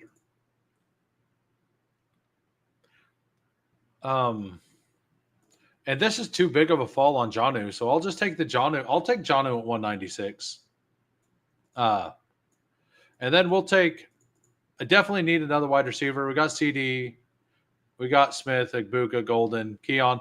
Like this is a Deontay Johnson team if I've ever seen one. It's a Tyler Lockett team if I've seen one. It's a Ray McLeod. It could be a Torrey Horton team, but somebody in this room will take Torrey Horton. We'll move him to the top of the queue. Do you guys want another draft? Do you guys want another draft or not? Type Y in the chat if you would like another draft. If we do another draft, we'll just bat the cycle and we will do my final flock. I think the flock contest is still open. No, I hate fantasy football. No, I hate it. I hate it. I absolutely hate it. That's why I'm here. If you take Torrey from me, no more drafts. Hey, thanks for the shout on Torrey Horton, sir. Oh yeah, nothing like a little like it'd be fun. Like so, the flock contest is the one that I had the 9th place finish in last year in one of the 9 contests they had. So I don't know if I'm going to max every single one of them this year because Wednesday nights will be hard for me to max, or the Friday night ones will be hard for me to max. Hey, look at that. Torrey Horton's still available. I think, like, to be honest, this is definitely a Deontay. Actually, it's not. It's more of a Tyler Lockett team. And I hate to say that. You know what? No team's a Tyler Lockett team. I think it's a Ray McLeod team. Yeah, this is a Ray team. We're taking Ray. So the team, we have Josh Allen, Baker Mayfield, running backs. JT, James Cook, Scattaboo at 117. Spears, Isaac Garendo, 20 picks passed. He probably should be falling, though. Rashard Smith. Wide receivers, CeeDee Lamb, Devonta Smith, Igbuka, Golden, Keon Coleman, Demario Douglas, and Ray McLeod. And tight ends, Kyle Pitts, Cade Otton, Jonnu Smith. if I don't have Zach, I can make. Yeah, I almost pulled up Martinez on my last team, but I had K Walker. I don't agree, uh, but I would say Coker over Lockett. I implore you to take Deontay. I'm not going to. Um, I know that you hate it, but I'm not going to. It's a fine pick as a last pick on a team like this, who I just need to make sure I get to like those two players being what they're going to be. So anyway, I'm going to enter the flock contest right now. These can take a little bit to fill, so 10 more to start. So jump in, and good luck to everybody. You're going to need it because you got to face the fire. I'm going to win it. You all are scrubs. I got this. You don't have any chance. You might as well just back out now. No chance. Zero. Me and my massive 9th place finish last year in that contest, you just can't handle it. Not at all. So how much for personnel are we going to see Arthur Smith run? I'm still in shock that Arthur Smith did not draft Savion Williams. Who's the magic man? Now you see him. Now you don't. Yeah, so 4 more. Need 2 more people for the flock contest. Are there 2 more brave souls that are out there? No team is a Tyler Lockett team. I have taken him once or twice. Like, there have been some teams, like if I take Rashee Rice, knowing with the suspension, or I take a Godwin, something like that, Mooney, like I'll mix him in on some teams like that. Like, but those teams, I think I would rather have Deontay Johnson. Like, you can't be out on Deontay and in on Tyler Lockett. You have to kind of like both of them. Like, you have to like them equally, in my opinion. It may not be brave, but I got my dinger payout money. I advanced 2 of my 13 dinger teams, and I actually have a pretty clear path in 2 of them. Yeah, and it's round 18. It's a round 18 pick, Pepper Tony. If I get a single week out of my round 18 pick that starts, I'm okay with it. So we got the 101. We got Dak 48 Lamb here at the 5, Coolers at the 6, and I think Carson was in the last one. We got Best Ball on Call at the 3. I missed it with the new badge. He got that new badge, I think, on the PPR Tyler stream, if I remember right. Congratulations. You are a sicko now. You are officially a sicko. We knew you were. But now Underdog agrees. I stopped taking Lockett a couple of years ago. His virginity. That's awesome. Yeah, we'll take Jamar at 101. I actually think my first badge draft was on PPR Tyler's stream last year. Also, we are generally positive about Lockett's quarterback, unlike I'm pretty positive if it's Joe Flacco. Like, all I'm looking for is for the beginning of the season for Deontay, like, who's the better, like, actual player? It is Deontay Johnson. Yes, he crashed out. Yes, he's a head case. Do I expect him to make it the entire season without upsetting everyone on the Browns? No, I don't. But in round 18, if I can get a couple usable weeks and with a spike in there, like if I get like 2 usable weeks and one of those is a spike, I feel like that's a win on a round 18 pick. Especially whenever you have Matthew Golden and Egbuka. who should be coming on very strong at the end of the season. Yeah, I think if I kind of just assume it's Joe Flacco, and I think if Joe Flacco ran offense in Cleveland with Kevin Stefanski is actually a good thing. Yeah, I did. I reached on Jamar. You're welcome. You're welcome. Nobody does badges like you. You called out my background color change. Some people pay attention. Yeah, it just felt weird because I believe you had the orange, because I believe it looked similar-ish to mine, and then I noticed that you changed the background. The first game, week 1, Judy has more targets than him. I mean, as long as he has the second most targets. So now Deontay Johnson is a much more clickable pick in Eliminator than this. Because the Browns get the Bengals week 1. So all Browns are clickable in Eliminator. Just a little heads up there. That's my take. I've got one share of every Brown in the Eliminator because one of them has to hit. Not every I've even taken Joe Flacco twice, I think, in the Eliminator.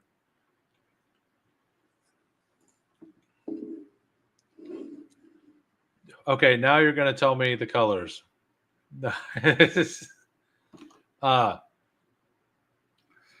Maybe I'm on maybe I have special powers. Maybe it's my superhero trait is that I can remember background colors.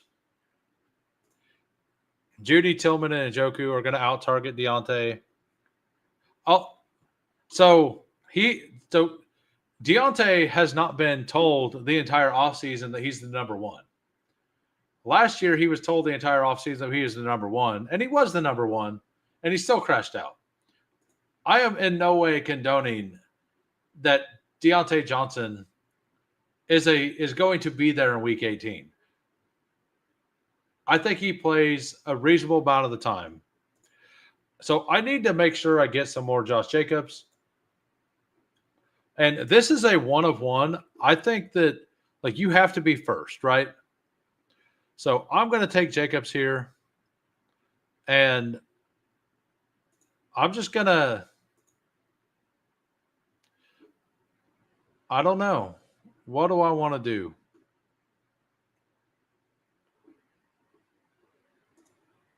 I think I just take Trey. Yeah, we're just going to do Jacobs, Jamar, Trey. Take one of each position. I could have taken Hampton there. I think Hampton's perfectly fine there. But I'm going to beat the room at tight end. I'm going to throw my remote through my TV if I'm not the number 1 on the Browns through week 1. I mean, you guys can make fun of me week 3. Week 3, you guys can come back. You guys can make fun of me when Deontay Johnson has quit on the team. But if he hasn't quit on the team yet, and he's got a spike week already, I will do it. I told you so. If you guys want to harass me for it, I will bookmark it in my mind, and I will do it. I told you so. Because all I'm saying is that I want a single usable week out of this guy. That's it. I'll eat the L. I have no problem eating the L. I've ate a bunch of L's already this season, right? I would make fun of me. I'm taking Deontay Johnson. To be I was in on Deontay Johnson last year, and I still argue that it wasn't a good pick, but it was a good process pick because he did end up getting there. He was a very good play for 2 weeks right before they just they just shipped him off, right? So process wise, he got there how I thought he was. And he had 2 bad weeks to start, and then he worked into the role. And as soon as he worked into the role, then they got rid of him. Like he must have been really bad in the locker room. The problem is that if you were taking him, you were taking him over Ladd and BTJ, right? So that's where the loss was. It wasn't that you took him and the process was okay. It was that you missed out on Ladd and BTJ. And I was well over on Ladd, but BTJ, I was like at the field. So if I could have taken half of the Deontay shares and put them into BTJ, I would have had a much better season, right? He just needed to have a little more patience. Yeah, absolutely. Absolutely. Like, nobody in this room is arguing Deontay Johnson is the most talented. He's probably the most talented round 18 player on the board. But talent doesn't always score points. Yeah, no, he did, right? Like he was a very good process pick last year. And talent-wise, like you look at the players in the 18th round and tell me who has the most talent. Deontay Johnson is up there. Like he's top 5, right? So that's the bet you make. And like you've seen, I have 2%. I'm not out here smashing him every time. I said top 5. Hey, what's up, Hulk? Smash. Welcome back to the stream. We appreciate it. After this draft, I'm going to hop out. I'm going to link everybody over to Big Draft Energy's channel. We can give them a raid like you gave me a raid, or they gave me a raid. I would absolutely appreciate it if you do. We're going to take JMO here. And then we're going to take we'll take a shot on DJ Moore. Caleb Williams has been falling back to 120. So if I can get Caleb Williams back here in this, like I'll buy the dip on like I've been a little underweight on Caleb Williams because I think that there is a chance that it doesn't work out. But like if he's going to fall 10 picks, and he's going to start going like after Drake May, after like everybody, after Herbert, after Dak, if he's going to start going after all of those players, I'm probably going to start buying in. Like I like him there more than where he was going. Jimmy Horn Jr. is the second most talented round 18 guy. Some are saying, I am not saying that. Darkside's been saying that. I know Big Draft Energy is really big on him. I've been clicking way too much Ty Johnson in round 8. Ty Johnson is a fine click. Like he isn't the click like I don't know. Like it doesn't feel like a pick that's going to absolutely win you anything. He's going to give you some starts and you're going to be fine with it, but that's fine. It's a round 18 pick and it's not a 0. And that is half the battle.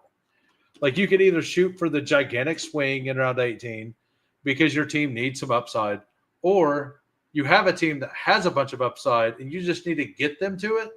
And then builds like that, that's where you want Deontay Johnson. That's where you want Ty Johnson. That's where you want Justice Hill, right? So I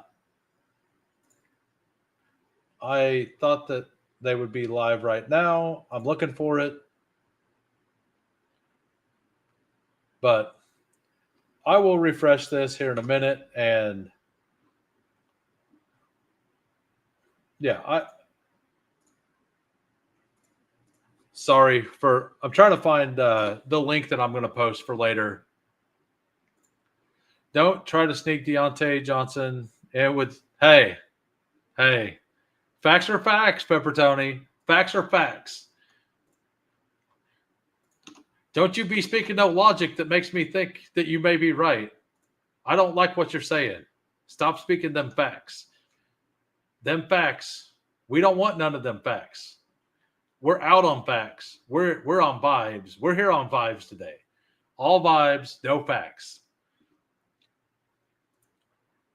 All vibes. What's up, Meat Gazer?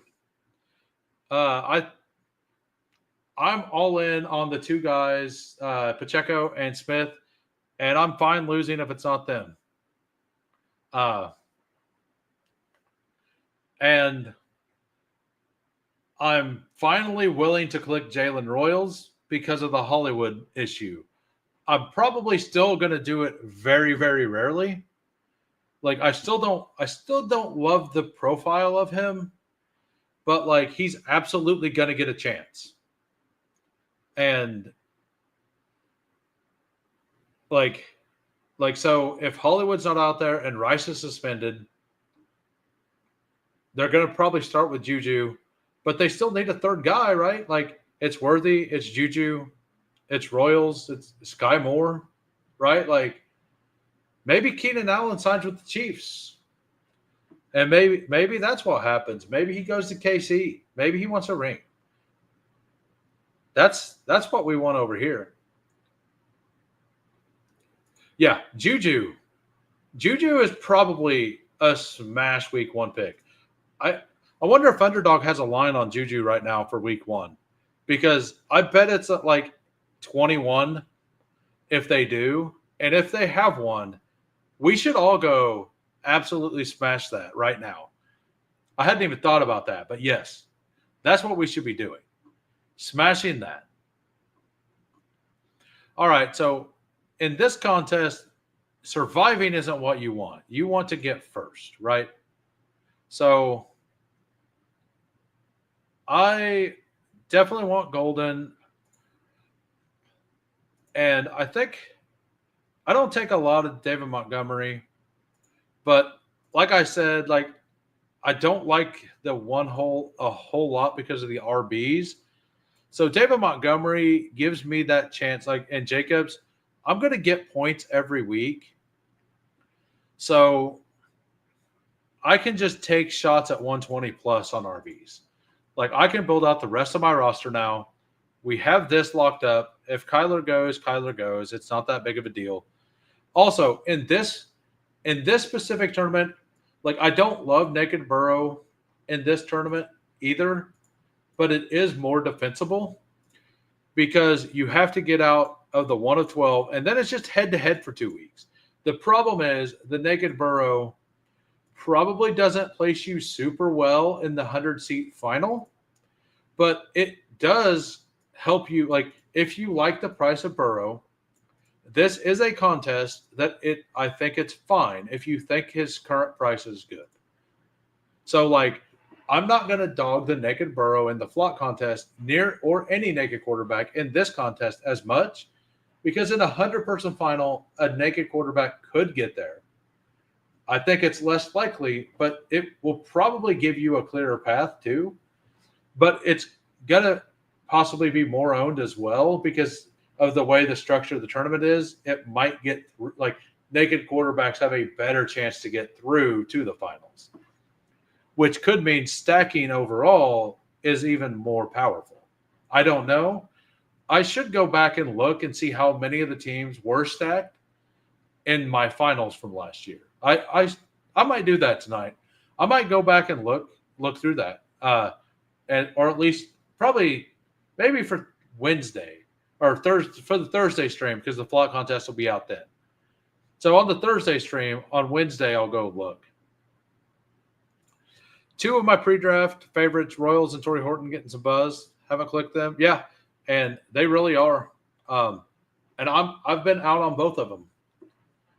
But this is the time, like KLS is getting buzz now. Like Jack Best finally caught a pass. Deontay Thornton getting buzz. Restrepo getting a little bit of buzz. Like everybody getting buzz. Very few are getting hate. Jermaine Burton still, like he's got some buzz. Kyle Williams, mixed reports. Yeah, so we got Jamar, Jamo, DJ, Golden. Yeah, I like the Torrey Horton thing has always been about. I didn't think he was supposed to be ready for training camp, just like I didn't think that Simmons was going to be ready for camp. But Yeah, like that was the entire reason I was out on Torrey Horton. It was never talent; it was the injury. But the fact that he's there, uh, like I, it's a pretty good situation for a young player to be able to develop in, and like I think he's a very good pick. Like in the last round, like I can admit I was wrong. Like I can absolutely do that. And Cooper Cup is starting to become a good pick. Yeah, we'll take Kyler. So the Moonies and stuff should fall in this contest a little bit as well, because every week matters even more in this contest. Um, but I do think this is like I don't think he's going to miss many games, and I think that he like I was a believer in the Mooney line, and I thought the Mooney line was around 82. So if I'm getting that discount on him missing 2 games, like I'm fine with that.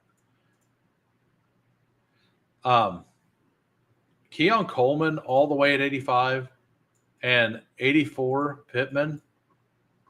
Like this guy feeling the wrath of not taking wide receivers early. He's got Achane, Kittle, Kamara, Swift. Like it's a solid team though. Yeah, like basically once it round it's 50-50 for me right now between Cooper Cup and Darnell Mooney. Right? Yeah, and if Kyler wasn't there, I would have just smashed Mooney Cup. And I would have felt really good about Chase, JMO, DJ Moore, Golden, Mooney Cup. I would have just stopped, right? Like that would have felt like an awesome wide receiver room, like a really good one. And it might have been the right play other than stacking McBride Kyler. It might have been. Like I got the week 17 bring back even. And so it feels pretty good. And I have the Jacobs plus Matthew Golden correlation here. So I like my team so far. Like I feel like it's pretty strong. Probably take a tight end and an RB here, or probably a quarterback and a tight end. Caleb goes. Like I think it's a fine pick, but he does fall some. So since Caleb went, unless there's a big faller at quarterback, it does look like quarterbacks are going to go early here. We have Bestball on call here. Worried that Dak, like now that he's got his badge, he sees these other 2 non-badgers over here, and he's like, those guys are crazy. They're absolutely crazy. Who knows? Who knows what's going to go on over there, right? So he's like, I don't trust anybody. I've got my badge now. I can't trust nobody with a badge, without a badge. So he pulls Dak up to 99, which is fair. And Pickens is 1 to your right. Yeah. Yeah, no. So are they currently live? I don't see Big Draft Energy. I thought he always streamed. Oh, he streams in an hour. That's right. Maybe he's streaming later. Oh, he's at the are you still here, Big Draft Energy? He's probably driving back from the I bet he's driving back from the Fantasy Football Expo at the Hall of Fame because he went there. I mean, that would be the easiest click in the I know Teak is going to take him, but that would be the easiest click in the game for me. All right. Maybe I have a chance. So you're saying there's a chance. All right. So this is one of those teams. I need to let's just stack up Drake May with Ramondre Stevenson, right? Ramondre is the perfect RB with this. And now I can just take absolute shots, right? All right. Thanks, No Cap. Yeah, he usually does. I was going to send everybody to him. Guess I can't do that today. I'm assuming he's on his way back from because that's what, like a 13-hour, probably like a 13-hour drive from Ontario to or not. Yeah, I think it's Ontario to Cleveland. Like, that's a massive drive. I don't know if he drove this year. I know last year he drove. So I'm assuming he drove again.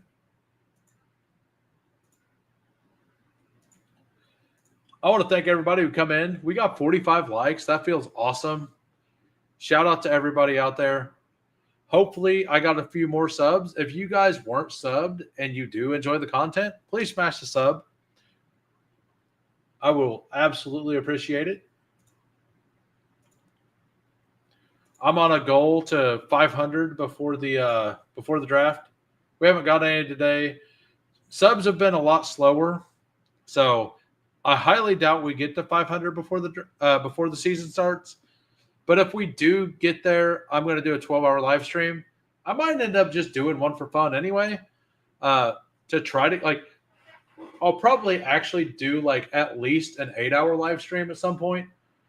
Either way, just to try to get the subs up. Maybe I do that next weekend or next week.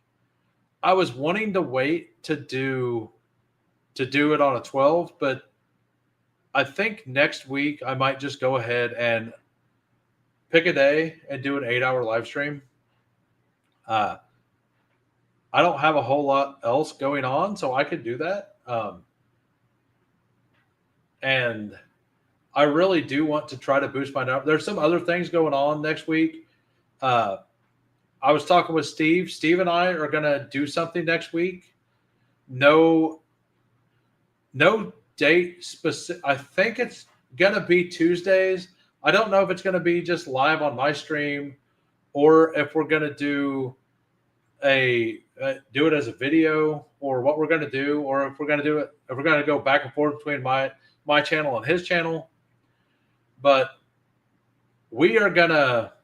Steve and I are going to actually do a recap of all the preseason games and what the interesting things what our takeaways were for the preseason games. I reached out to him. I said, hey, I'm going to do this. And I feel like you also know ball. So, like, let's get together every week if you want and discuss what, like, the positives we seen on the players that we had. Like how Detroit's offensive line looked like they still had pretty good rhythm, even with, like, they'll probably still be worse with the losses. But it looked like they were coached up pretty well, and they, like, stuff like that, you know. But next week we'll be able to watch all the games, and I think Tuesday is the day we're going to do it. But yeah, we haven't decided if it's going to be just live and then do some best ball, like do like a 45-minute recap or an hour recap, and then go into some best ball streams, which I think would be nice. Like, it'd be a nice change of pace to not just draft, like just to talk ball for a day. What do you guys think? Do you guys think that's a good idea? Do you guys think that's a bad idea? I will put it in there in the chat or in the polls. Good idea or bad idea?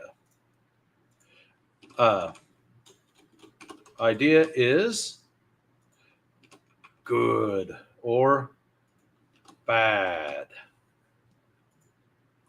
Let me know.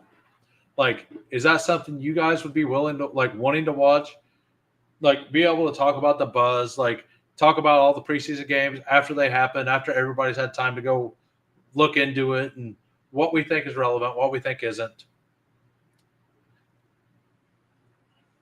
Yeah, he's reached out saying that he owes me, basically. Well, he might just want to not get on the good side until after the Best Ball Jeopardy. Maybe it's a Best Ball Jeopardy thing. Maybe he's trying to get in my head. I don't know.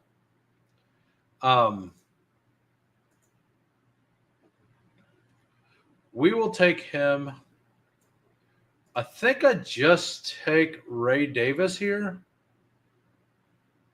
I don't know. I think I need to pull up Jaden Blue.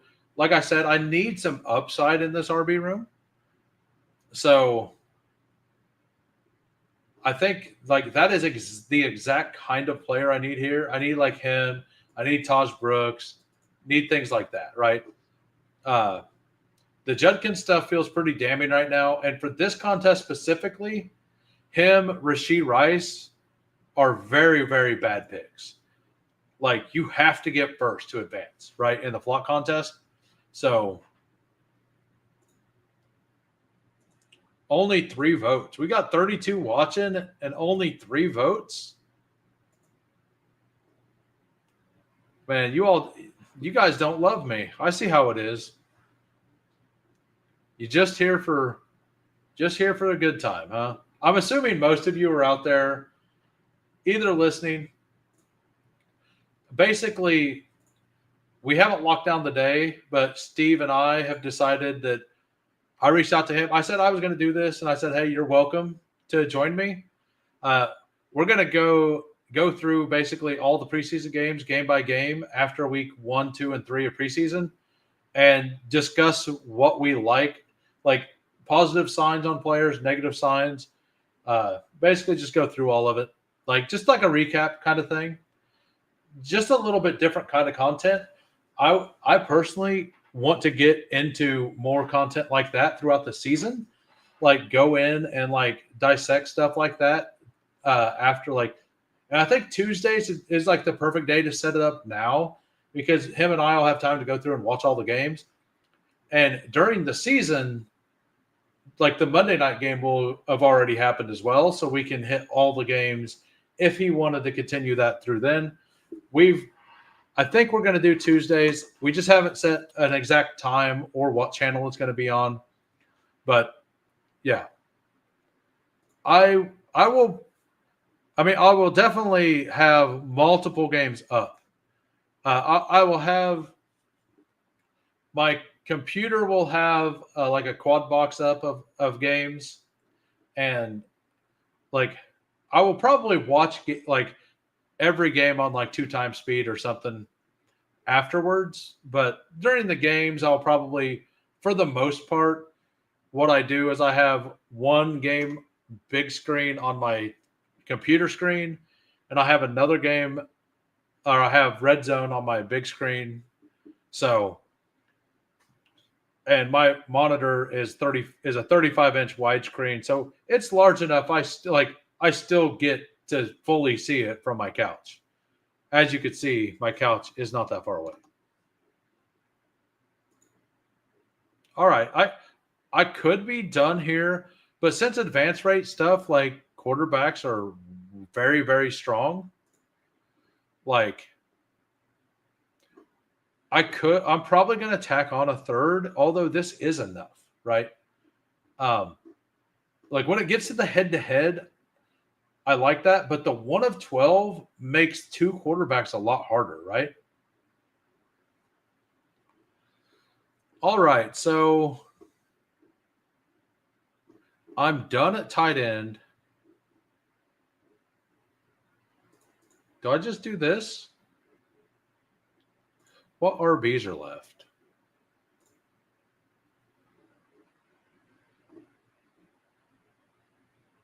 Yeah, screw it. Let's go.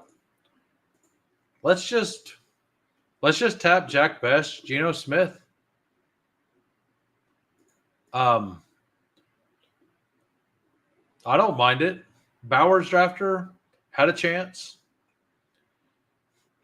It gets me into that should make me. Is that no? I'm not done at wide receiver. It opens me up for Deontay Johnson because I need more Deontay Johnson. That's what it does. Yeah, I am super excited as well. I hope those clowns at ESPN don't change anything with Red Zone. They're getting Red Zone the following year. Oh.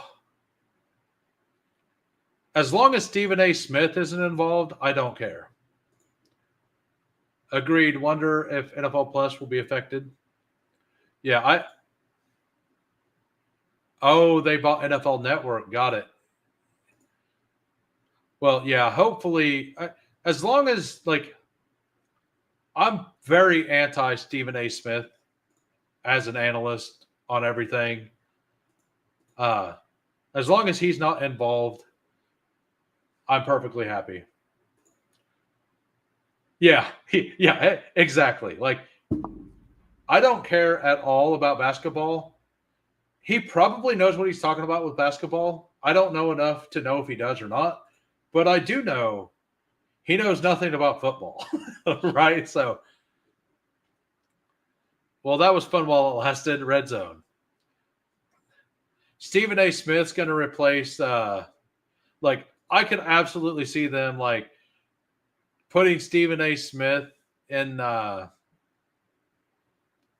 Hanson's spot, right?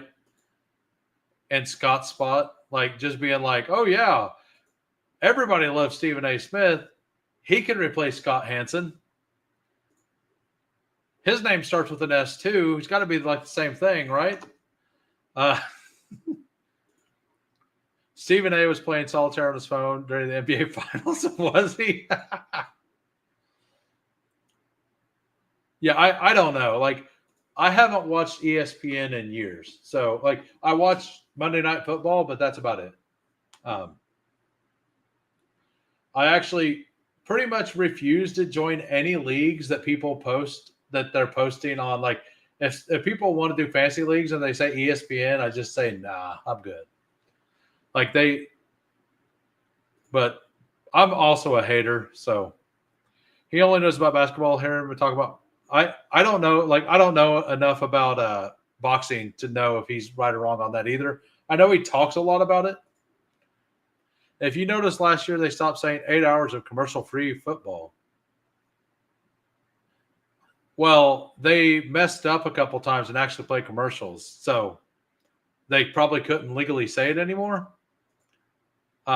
Because like they missed once or twice. Well, I mean, technically, if you want to be honest, they should have never been able to say commercial-free football because, like, you watch this was the XFL, but like they started doing advertising, and I'm sure the NFL, I know Red Zone or the NFL's done this as well, but this specific one was only in the XFL, but they had the Slap Yo Mama Red Zone, right? Like the barbecue, the seasoning, the Slap Yo Mama brand. They had that, and that was pretty epic. Now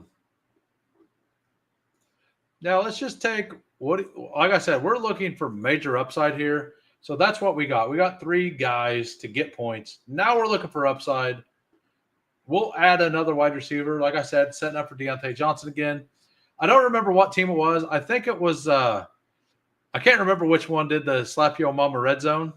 Maybe it was an NFL. Maybe that was actually the Bucks. Maybe the Bucks had that. So, like, if they're going to advertise parts of the field and they're going to have advertisements on the field, like, how can they say that they have no commercials because there's commercials within the game that's being broadcast? So, like if you want to look at it at that level, like, they just can't say it. But I know legally they don't show commercials. So they would do yeah, they would. I'm ready for the quad box of commercials. That's what I want. I want to see the quad box of commercials. All Geico commercials on different commercials on different all the quad box of Geico. That's what we need. It's coming, guys. That's what football fans really want is the quad box of commercials. I could see them putting Dano or Ryan Clark on Red Zone. I can stomach Ryan Clark. I don't love it, but I can like I like I love Kirk. Like, I wish Kirk Herbstreit done all of it. To be honest, I wish it was just Kirk Herbstreit. I know some people. There are people who don't like Kirk. I really like Kirk Herbstreit. Got to go let the little one ready for school tomorrow. Hey, thanks, Lutz. Thanks for popping in. Glad to have you. I'll see you tomorrow, possibly. Take care. I'm definitely going to be done after this one. I've had a good stream. We got 47 likes. That's really good for me. I've only hit 50 once, so Like, I feel awesome about the 47. Thanks to the sleaze raid. I only had 41 until the sleaze raid, so that feels really good. Ryan Clark did have a few cheap shots. That is a fact. But yeah, hopefully those of you who are new to the channel actually enjoyed the content. I generally go on vibes. I love football. I may not be the most informed, but I like it. I enjoy talking about it.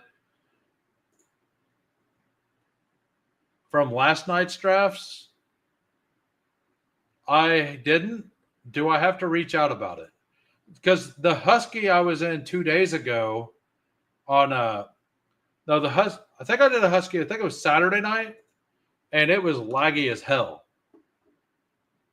My team's loaded though. Like my team turned out pretty good. It did auto a pick for me, but my team turned out pretty good.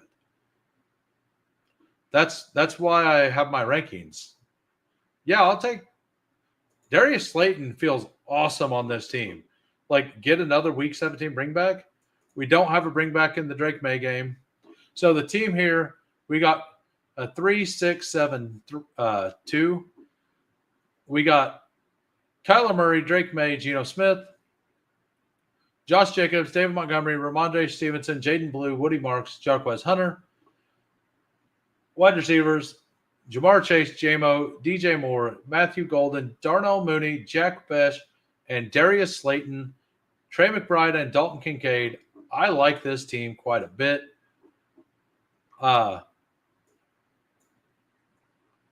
Josh Allen's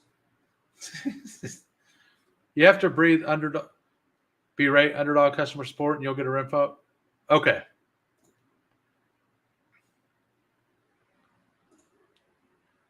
Show them a screenshot of the transaction log. Let me go find. I'm going to actually go find the draft, the Husky that I had. So it was this one. It was a 3-5-7-3. Patrick Mahomes, Brock Purdy, CJ Stroud, all stacked. Genty at 15. Brees Hall, James Conner. I took Judkins at 154. That's the one that it timed out on.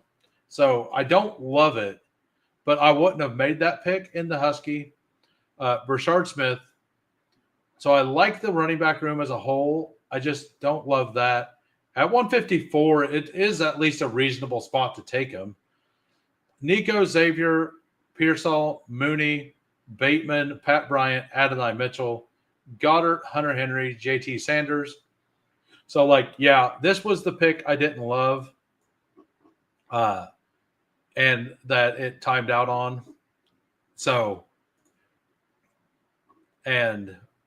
show them a screenshot. Like, I would love to get my $40 back, so I will definitely do that. And I will absolutely just roll it into another one. Hey, we hit 50 likes. Thank you, everybody. I massively appreciate it. On that note, though, I am going to head out. I appreciate it. Actually, if anybody wants a review that was in that last draft, say something. I am going to do this. So, Arizona, New England, and Vegas, 8-4 on stream. So, we got that. Ask for a real human, though, robot. Got it. They may not just for one pick. Well, like, it kind of, like, to be honest, a player who's not signed yet, like, I want to make sure the flock contest that I do on stream with people, like, I think this is going to be a really fun contest to do on stream because, like, it's kind of like a bragging rights thing, right? Like, we get bragging rights. We got 1, 2, 3, 4, 5 of us in here. Like, it's kind of a bragging rights thing, right? Because we all know we have to get first. So why not? Why not do it? Why not do these on stream and have a little bit of game in between everything? Like I will go back at the flock contests that are streamed and I'll look at them. They'll matter a little more to me. I've had dailies where the draft completed, my team had 0 players on it. They'll argue back with you. Well, now that I've heard that a lot of people have said they've got refunds, so I need to actually contact them. I'm going to go do that right now. I'm going to get some information and then do that. I thank everybody for coming out. I will see everybody tomorrow, 4 p.m. Central. Hopefully, I got a guest tomorrow. Peace.